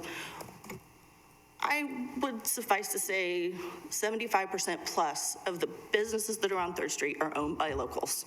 We live here, we work here, we play here. And that is why the locals should continue to support what we do downtown. And that's the encouragement that we have. We're doing this for them. It's supported by what this group has done for the last 4 to 5 years, and we're really grateful for it. Because when we came back, and I came back in 2008, couldn't have been a worse time to come back. We really struggled as a business to survive that, but we were committed to owning a building downtown, to building a business downtown, and supporting the community that we have. And that community has paid back to us, and we appreciate that. So that's my little 2 cents. Thank you, Jen. Any questions? Okay, let's move over to Jeff. I'm gonna make it hopefully short and sweet and fill in the blanks that weren't given here. There are some important things I think we need to talk about, and that is we focus on marketing, yes, but we also, our future, I think, has a lot to do with destination. Could you at least move, yep. Hi. Our main goal is to improve the economy and livability of our town, both for visitors and for the people that live here. And we do so through a lot of different ways. So our plans for the year. We've already pitched that to you, and you've approved that plan for strategy. I want to point out that we are also diversifying our destination from just being all about food and wine. You hear about the wine industry. It is a massive thing. It's $7.6 billion impact. It is here. It is, we could stop what we're doing, and that industry is going to continue to grow, and it will continue to do what it's going to do without anyone steering. So I think having an organization like us be able to interface that and kind of work with other economic development organizations about the future of that particular impact. It's a particularly unique industry in the sense that its main goal as a manufacturing industry is to sell you products directly. They're most profitable when a visitor comes and you buy a bottle of something directly from them. And all of those folks with that same priority the majority of those for our state are located in our county, over 250 of those operations within 20 miles. So when we talk about tourism, we talk about economic growth, and we talk about the wine industry, it's not black and it's so gray, it's so interwoven, and the jobs, how it creates and everything is such a ripple effect. To that end, we need to be more than that. We need to diversify our focus. So for us, we're running a few different plays, if you would, on expanding outdoor recreation, agritourism, and arts and culture. And we're doing that again through leveraging partnerships, through working with the county, with the region, with the state, and really focusing on diversifying that for our destination. Now that will serve tourists, but it will also serve the quality of life for people that want to live here and work here, to give them other things to do. So I'm really proud of that. In addition, we didn't bring this up, but our main focus is executing programs that benefit us when we need it the most. So shoulder season and low season. So November through April, part of that strategy is how do we get more people to come during those periods of time? We are making inroads in that, great inroads, but we're not there yet. And that is the main, as we're looking through using the lens to drive the city's mission for economic development and your priorities, that's one of our main guiding forces. So I could talk all night, and I know we're running really long, so I think I'm going to leave it at that and open it up for questions, because it's such a big topic, and it's so important that I want to make sure that as we move together on this, that we're working your plan, and that you're engaging with us as partners, as we put a lot of thought and energy into this, and we love doing it. So, thank you. Thank you, Jeff. I want to individually thank everyone that's presented tonight. You have passion. You have a love for this community, much like we do. And you have an expertise, and that's what you're bringing to the table on this committee. And, you talk about your history of starting, Aaron, when we started out, we were just kind of in the dark trying to feel out what was going to be best. And like everything that we do in McMinnville, we do it the McMinnville way, and we'll go down a path and say, that doesn't feel right. We back up and say, what feels right? We look and we learn, and we've learned so much. You guys as a board have learned, and you've gelled together, and I have the opportunity to drop in on your board meetings. I'm not a member, but you graciously let me come and be a part of it, and every one of you have smiles on your face. You have a good time. You work hard, and that started back at the very beginning when we were meeting on a weekly basis, and those were hard times. We were putting a lot of efforts in, and so thank you for telling the story, because it was a more complete story, because we brought the state in and understand what role they play, and then regionally, and then locally. And like I say, earlier this year, Newburgh came to us and said, what do we need to look like? Help us, because they've been struggling a little bit, and now they're up and going, and they're thankful for what we've been able to share with them. So with all that being said, I just want to thank each and every one of you individually for your presentation tonight. Now, again, we are a little late, but I do just open it up to the council, because you may have questions. I know we've had some questions, as a council, where and what we want it to look like. And so I'm just going to open it up. Yeah. Go ahead, Sal. Thanks, Mayor.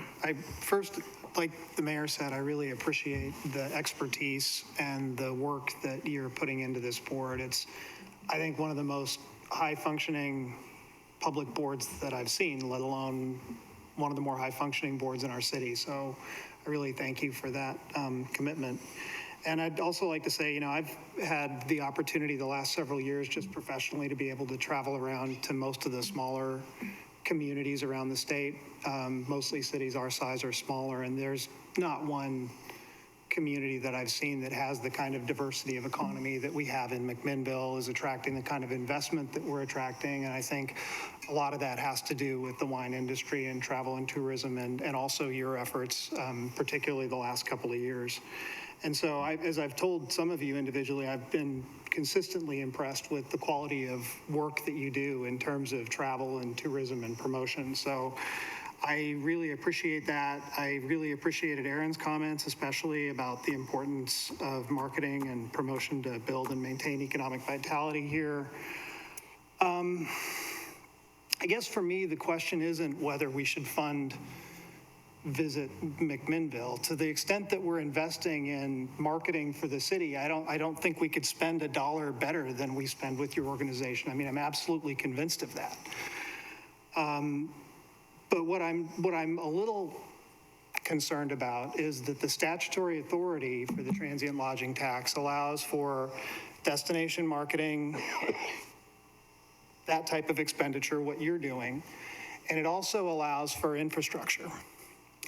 And so I looked at the Travel Oregon document from 2008, and I know it's really dated, but the split at that time among the things that are still authorized and allowed in the statute, because a lot of the spending at that time predated 2003, so there's a lot of things that were restricted after 2003 that were still kind of more in play at that time. But it was about a 60-40 split between tourism infrastructure, and 60 to that and 40 to marketing at that time. Now, I'm guessing that's going to change substantially, but I feel like in our city, it's 100% to marketing and travel and tourism and promotions, and 0 to infrastructure.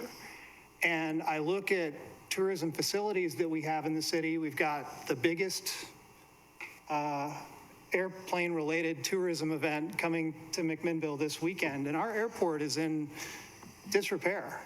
It needs investment. I appreciate the study that you reported about convention center type facilities, and I appreciate not wanting to bring in a convention center that would compete with local boutique, whether it's a hotel or restaurant. We want those dollars to be spread out through the community, not isolated into one single spot. So I understand your point of view on that, especially Aaron. But the idea that we don't need more meeting space, higher end meeting space, the kind of meeting space that was described in Kaiser would be great here. And so the perspective that I have is 100% think that you guys are doing amazing work, but I also think that we need to be able to balance what our expenditures are on marketing with other priorities in a limited budget. And so I just wanted to share with you that that's my point of view. It's not any negative reflection on your work. I think your work is outstanding. So I just wanted to share that point of view with you and say how much I appreciated your coming to speak with us today. Thank you, Sal. Other questions or comments? Zach? Good evening. I have a question, I think maybe for Jeff and for everyone. I don't know if I can fully articulate it, but maybe you can grab what I'm asking. You talk a lot about you guys are data-driven, and I think that's reflected a lot. You chronicle your rapid success through data, and I agree. You, maybe more than me, have seen other statewide organizations' success and other national organizations' success. Are we following a national industry trend in increased in tourism overall? I think I see on the macroeconomic scale an increase in leisure activities in tourism across the board. I think, more people are staying places, more people are traveling, more people can afford to do that. So are we just following a trend, or are we ahead of the curve, or?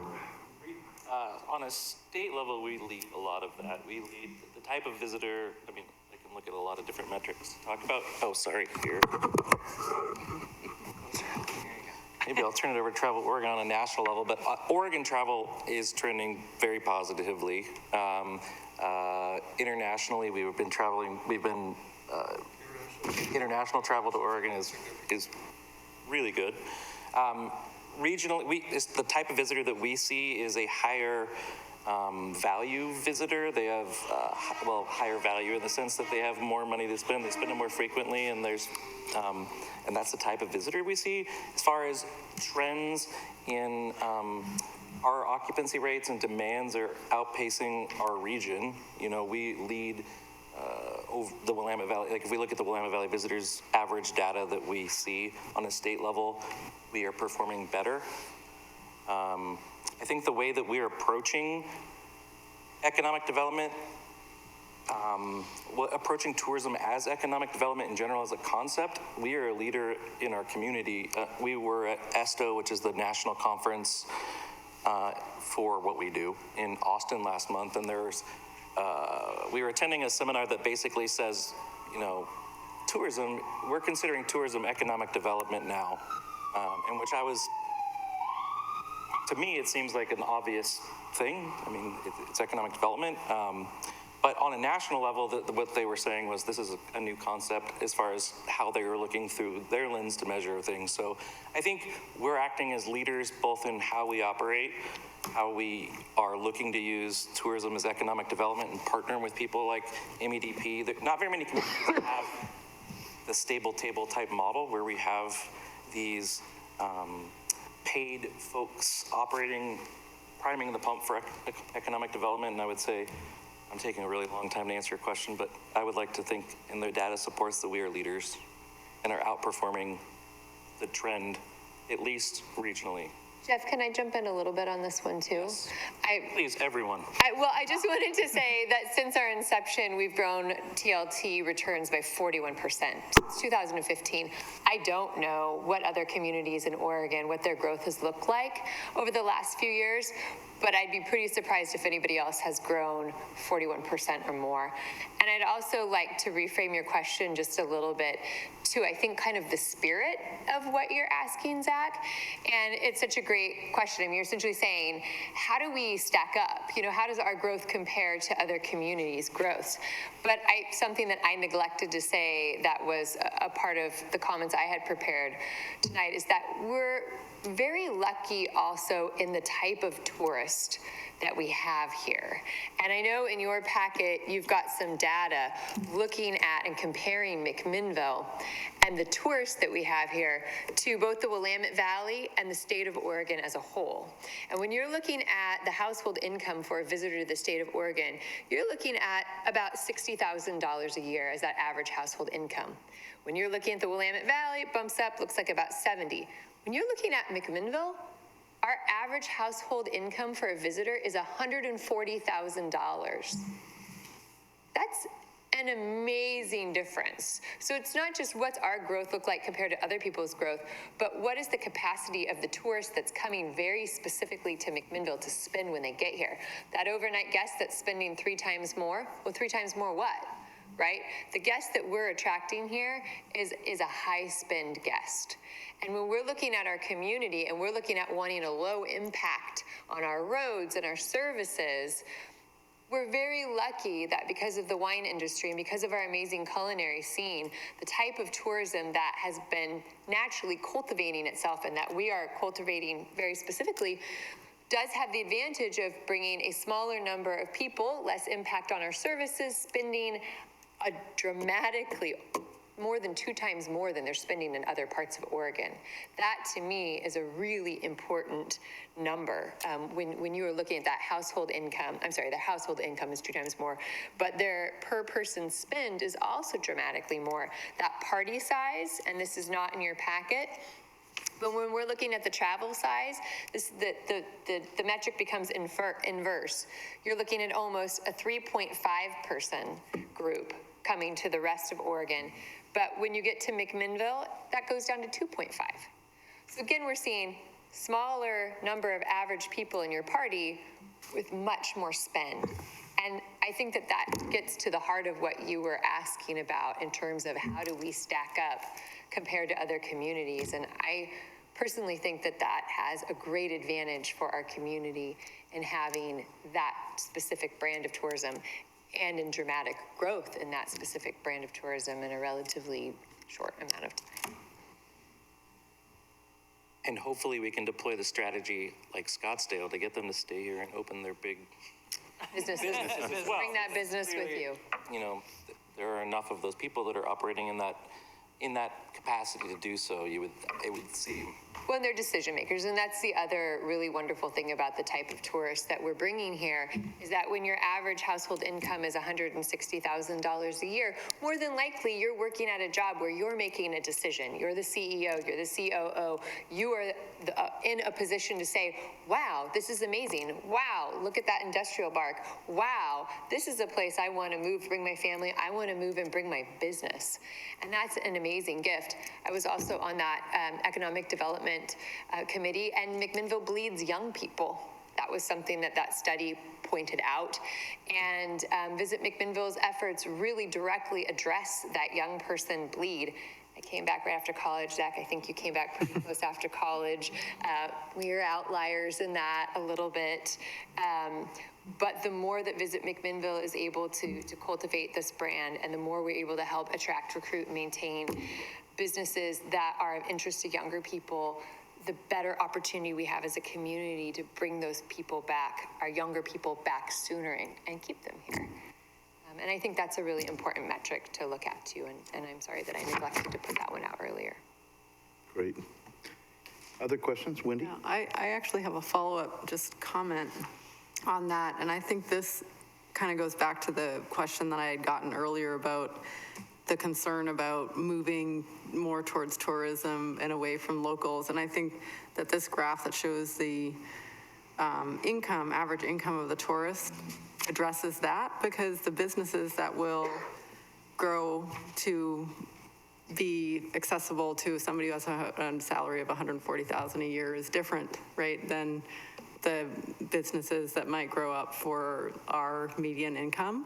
And so I guess that's something, just a comment, an observation that I had in looking at that graph was like, well, okay, maybe that's going to be a little bit of a point of focus for us to see what kind of businesses are growing up to meet the needs of those tourists that might be a different mix of businesses than what will attract the locals. So trying to keep that balance, but it's more just an observation. The other question I had, and I don't know who it's for exactly, but I wondered if somebody on your board or Jeff could talk about what Sal brought up. Has there been conversation about infrastructure investment in addition to marketing, and well, in addition to what you guys have already talked about, and what kinds of infrastructure investment are allowed even? I mean, I guess I'm not clear on that either with regards to these funds. I'd love to speak to that for a second, in that one of the challenges, I mean, we all, as business owners and residents, are in favor of infrastructure improvements. No, that's not you. I don't know what that is. I don't know. The question is, even though these seem like big dollars, when you start throwing these dollars, when you start leveraging these dollars to marketing programs, you can get a big bang for the dollar. When you start allocating a chunk of that to infrastructure, they become very small dollars very quickly, because infrastructure is so expensive, which is one of the problems we're all trying to address from the city standpoint, is we need money to do all these things. But if I take $1 and put it in infrastructure versus $1 of leveraged marketing and PR, one's not going to go as far as the other. And very quickly, we start eating into the programming dollars with a small infrastructure investment that is hard to pencil out on a return on investment basis. What is the return on investment going to be for that little piece of infrastructure that we could afford to allocate versus if we took those same dollars and did something else with them? And I'm not saying that, we shouldn't do infrastructure. I'm just saying I look at it from a CFO perspective of what's the ROI on that dollar. And if it's infrastructure, what are the other dollars required of investment to support or complete that infrastructure, and where are those dollars going to come from? So it's not that we're for marketing and against infrastructure. I would love to see a lot of infrastructure improvements done in the city. It's just, what is the best use of the dollar today? What's the best use of the dollar 3 years from now? Is there a strategic plan that supports that infrastructure investment to make it worthwhile and pencil out on an ROI basis? That's kind of how I look at it. I think that's kind of how the... And Ellen, I really appreciate what you're talking about, is because we need to have a strategic plan. And so if we're looking at the airport, we need to update our airport master plan and see what makes sense. Then we come to the table and look at resources and make a determination, possibly what might make sense. But that's not today. That's a discussion at a later time.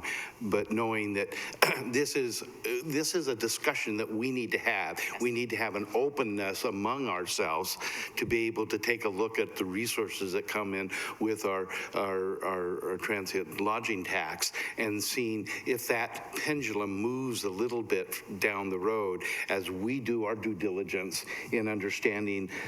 Like if at the airport, we need to update that airport master plan, because right now, saying that we need to pour money into the airport, where do we put it? We don't have a master plan. So that rests, I think, upon the council, and then we have dialogues. And that's what I like about tonight. We're open, we're talking, we're telling the story, we're bringing the councilors up to the same level of all of us that have worked on some of this. And so I understand Wendy and Sal, I understand what you're talking about. I think it rests upon us to do a little master planning of possibly where we need to go. Yeah, just to respond to that, Mayor, I was referencing the airport as an example of a tourism-related facility, but again, you know, Ms. Britton, I definitely take your point about the importance of leveraging money, but of course, you know, we can do that with TLT dollars. I mean, that's authorized in the statute, and I agree with you that we need to do a balancing act between, you know, these marketing expenditures that help sustain your businesses, but also other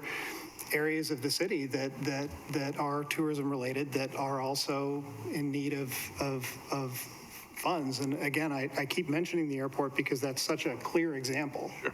There's nothing I would love more as a high-end winery owner than to have people be able to fly into an airport like they do in Napa and spend $8,000-$10,000 on wine loaded into their private jet and take it home. So, and the challenge is that there's just limited places to go for those kinds of resources. And, you know, I see the gentleman back there, I think is the director of our county fairgrounds. Is that right? So there's a lot of needs in our community that extend beyond, you know, hotels and restaurants and the wine industry. It is, even though those are central to our economy. and, you know, in the airport, that's another example of if we did improvements to the airport, and I hope that we do as a city improve our airport, if we're going to use that as a tourism asset, we then have to market that asset. So just because we improve something at the airport doesn't mean somebody in Houston is going to know they can jump on their private jet now and come to McMinnville. We then have to market what we did to get them to say, come to McMinnville and spend your dollars. So it's a synergistic process, and we have to make sure there's enough funds to support both sides of that equation. Great.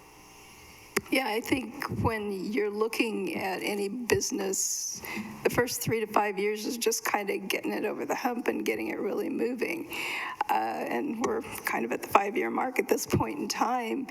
I think the opportunity within the next few years to really build up these funds and be able to, you know, at some point, once we have these strategic plans in place, then start considering how those dollars can be allocated in some infrastructure would be a very positive thing.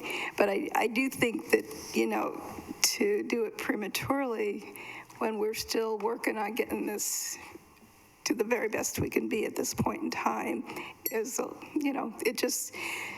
I feel like Visit McMinnville needs a little more time to make this really everything it can be. It's also a very competitive environment. Extremely competitive.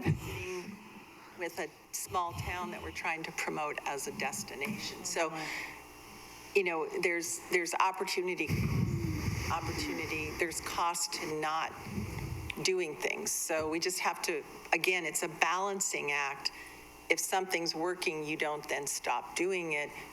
You want to make sure you keep that engine going while you're doing the other things that need to be done to continue to grow the asset as I see McMinnville, you know, being this little jewel that we want to develop both from a tourist asset, but also as a community that work and have the benefits, as Aaron said, of a robust infrastructure to go along with the robust tourism. Yeah, if you think in sheer dollars, I think of Visit Bend, and I'm sure they did not start out at $2 million, but, you know, over the years, they were up at $2 million 5 years ago when we talked with them initially. So it just shows that these programs can be highly successful and that there's going to be some real money for infrastructure at some point, yes. Mm-hmm. I'd also like to just point out, we are putting some investments in the airport. So we have budget to open some digital kiosks to service travelers out there and at the museum, which we'll be implementing this year. So we're not opposed to, I mean, yes, let's have those conversations and let's do it as partners and strategically, because I think we're all saying very similar things. Yeah. Mm-hmm. Any other questions from the council? Adam? Since we're on the airport and I sit on the airport commission, I'll start off with that one. But Yeah, I would agree with the mayor that we are going to be embarking on a comprehensive plan out there in the next couple of years. And after that comes through, I would anticipate that we will be looking at TLT dollars. One of the big needs I could think of right now would be our lack of an FBO building. And then from a tourism standpoint is if you're a CEO flying out of Houston to come buy $10,000 worth of wine, you don't want your Learjet sitting on the runway all night while you're staying at the Atticus. So you need a hangar that can house transient aircraft, which we currently do not have at all. So those would be two things just off the top of my head, not going through a comprehensive plan process, but I'm sure there's going to be a lot of things out there that are going to be looking for money that don't come through federal grants.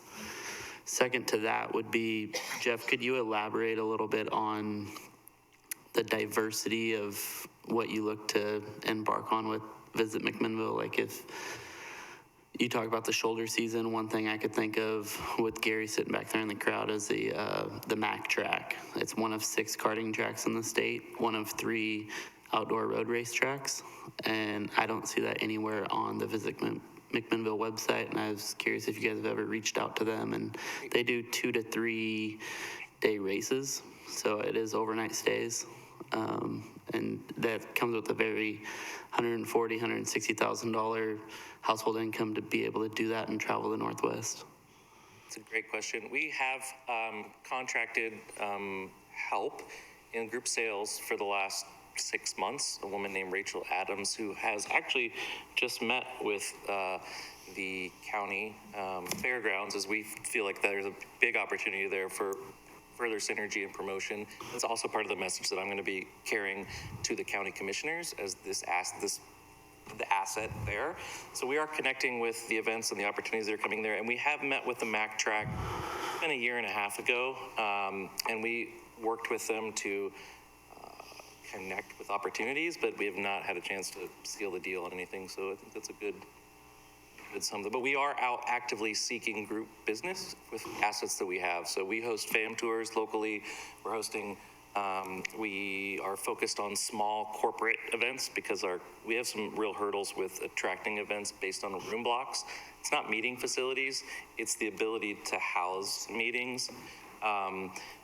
Yes, we could use meeting facilities, but we have meeting facilities that could accommodate small events. We just don't have the rooms to accommodate them when most people want to come. So we're looking at how do we attract sporting events, things, cyclocross events. We're working with cycling to get people out here.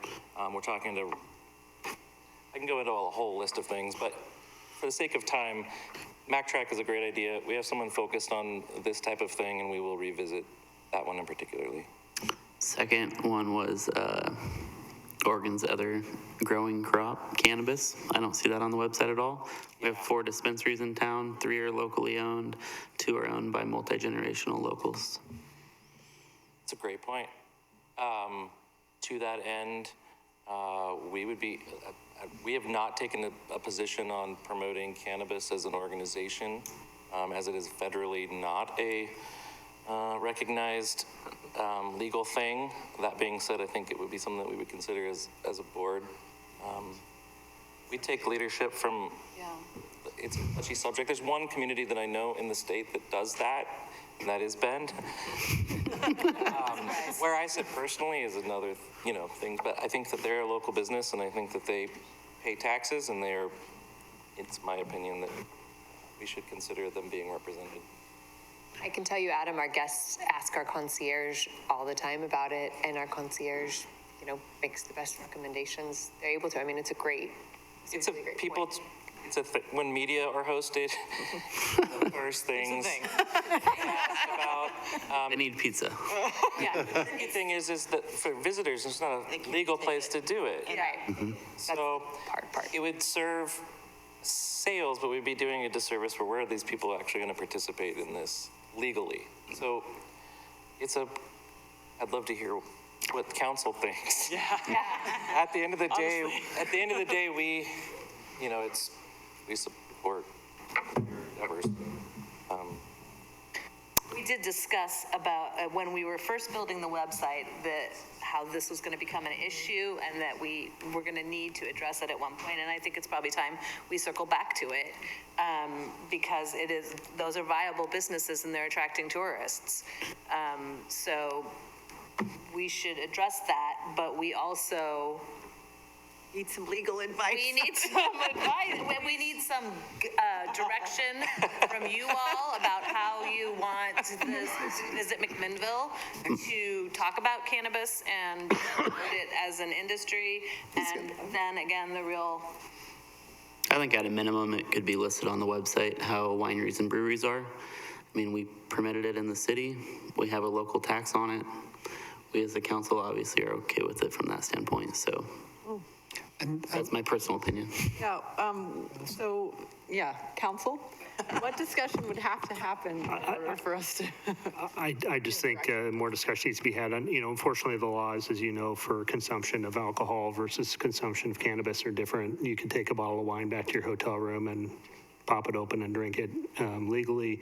I'm not sure that's the case with cannabis that you pick up at your local store. So there just needs to be more discussion to be had on that and whether cannabis tourism, there are ways to do that, I think, within the law that, I don't know if we've got businesses right now that accommodate those things, but something. I would hope that the Travel Oregon folks would take a note of that for legislative policy, because I do think that's a significant thing. Colorado, which has legal cannabis, their legislation actually contemplates allowing restaurants to do it, and they do it at the Symphony, and so there's a lot of opportunities for tourism there that maybe we don't have contemplated in the legislation here.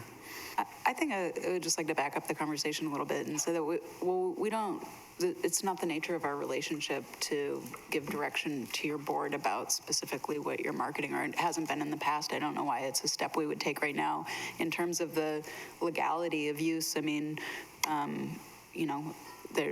there are cannabis is available in multiple forms that would be legal. So I don't think that that's necessarily valid to the conversation, but I always shy away from trying to give too specific of direction when we have a working relationship with a group, and it's that group's job to come and advise us about the research they've done and the direction that they think they should go, and fill us with information. I think it's great to point out what you see that's missing and make suggestions and volley it over, but I just would hate to start getting into giving that level of specific instruction.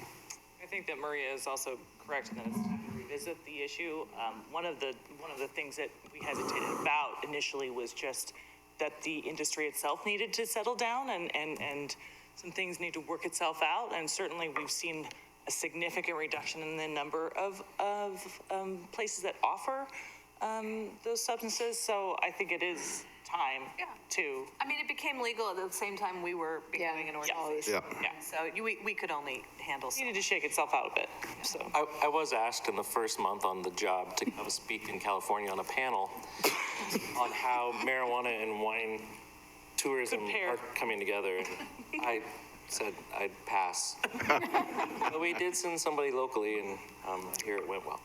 Well, it's also still really interesting, right? Because like everybody's giggling. It's like, it still is. It's like, is it like teaching? Like is this sex ed? Like everybody is giggling about cannabis. I mean, it's hilarious. On a closing note, I would just like to say you are doing a wonderful job. I've been flying in and paying for travel for people to come in for working interviews, and it's been very hard to find hotel rooms, so keep up the good work. Thanks. Bring them in January. Bring them in. Yeah. Honestly, when we talk about the biggest opportunities, we really do. We can support a significant hotel investment in this community, and so all of the work that we're doing on planning and zoning, and the biggest thing that's I think that can affect our community is this urban growth and the land use and what we are doing with what we have, and it's a joy to be at that table in the critical conversation. But strictly, we could use another hotel, and we see that in the numbers. We see that vacation rental demand is up 33% the last quarter, which means in the last quarter is ramping up into the busy season. So the shoulders are getting tighter. Hotels are full a lot. and people are filling the market in to rent rooms. So whatever you can do to help us with that. Give us a significant hotel. One more. We're working on it.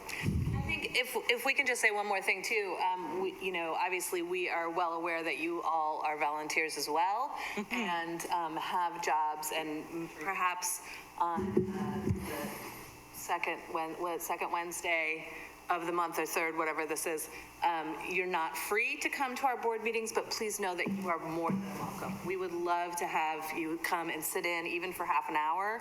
We meet from 9:30 to 11:30 on the second Wednesday. Third Wednesday, whatever this is. It was this morning. It was this morning. Please, of course, they're open to the public, but we would love to have you there and share ideas with you.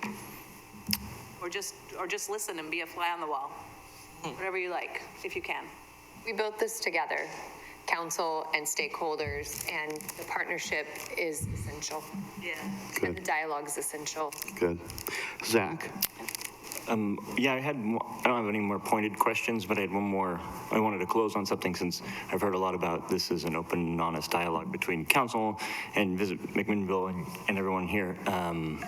So if it's a safe space, I know I'm the newest to this, and so I'm the least experienced of anyone in the room at this. But so I support what you guys are doing. I do have some philosophical concerns with just representing both the economic driving that you guys are doing and just the people that aren't in the room today, the people just trying to live their lives and have a good go to work and come home. So there's been a lot of talk about, or what a theme I would say is rising tide, and we're floating a lot of boats. I think there's a potential for a big societal crack, and there's a lot of people that could get left behind and drowned in the rising tide of certain people, and there's certain people that aren't in the room that could potentially get left behind. So I have a big cloud over my head that is that. But what I've heard a lot of here tonight is very encouraging that the people here in the room also have that concern, and that you're actively working to avoid that happening. And so this conversation has done a lot to make me feel more confident in your guys' efforts. And not that I had doubts, but it's increased my belief that you guys are keeping in mind, you're doing tourism, but you're also keeping in mind our local needs in that effort. You're hoping to create a sustainable program and not something that'll just float away when the economy floats away as it ebbs and flows, and that it really fits our community. So Thank you, Zach. Bria is tapping me to say something else that I forgot. And I think when she was talking about our local economy and tourism jobs, she was wanting me to share an anecdote about, and I think it's a topic that you all have talked about a lot, and that's homelessness. And we did create at the Atticus Hotel over 50 jobs. That waxes and wanes a little bit seasonally, but over 50 jobs. And we've hired several women out of drug court, actually, and we do have one employee who was homeless and who has been working for us now for well over a year, came to us relatively early in our position as a business. And, we've worked with this employee really closely through her situation, helped her along the way when she was not having places to stay. She now has a full-time job. She has health insurance. She has a retirement account, and she's actually been promoted into a leadership position within our company. So I think, Zach, what you're pointing out is such an important part in terms of the fabric of our community, and to not get overly focused on high earners, but to make sure that we're looking at earners at all levels and what is the bigger picture of what we're doing here. And this is just a little snapshot. This is just a little vignette, snapshot from my world where I can share a personal story. But, if Diana was still here, others there's so many new businesses that have been created in part through these efforts, and there are so many people who are able to work, who are able to help themselves out of a situation where they've been living on the streets. And this particular employee is the most amazing employee for us, and somebody that we value deeply and are grateful to have as a part of our Atticus Hotel family. And you know, that's one person, it's one business, it's one story, but those things they're real, and I believe that they're happening in other businesses with other people who have the same story. And so there is that wider lens, and I really appreciate that you bring that up, because it's an essential conversation. It's one I know you all have engaged with more than your fair share this year, but it's an important piece of what we're doing too, and that is helping people take that step and have really good jobs and really good lives as members of our community. So, in any event. Thank you, Erin. Well, given the lateness of the evening, I think we've had great dialogue this evening. Thank you. And if there's no other comments or questions, I'll go ahead and conclude our work session this evening. Thank you. Thank you. Yes, thank you all so much.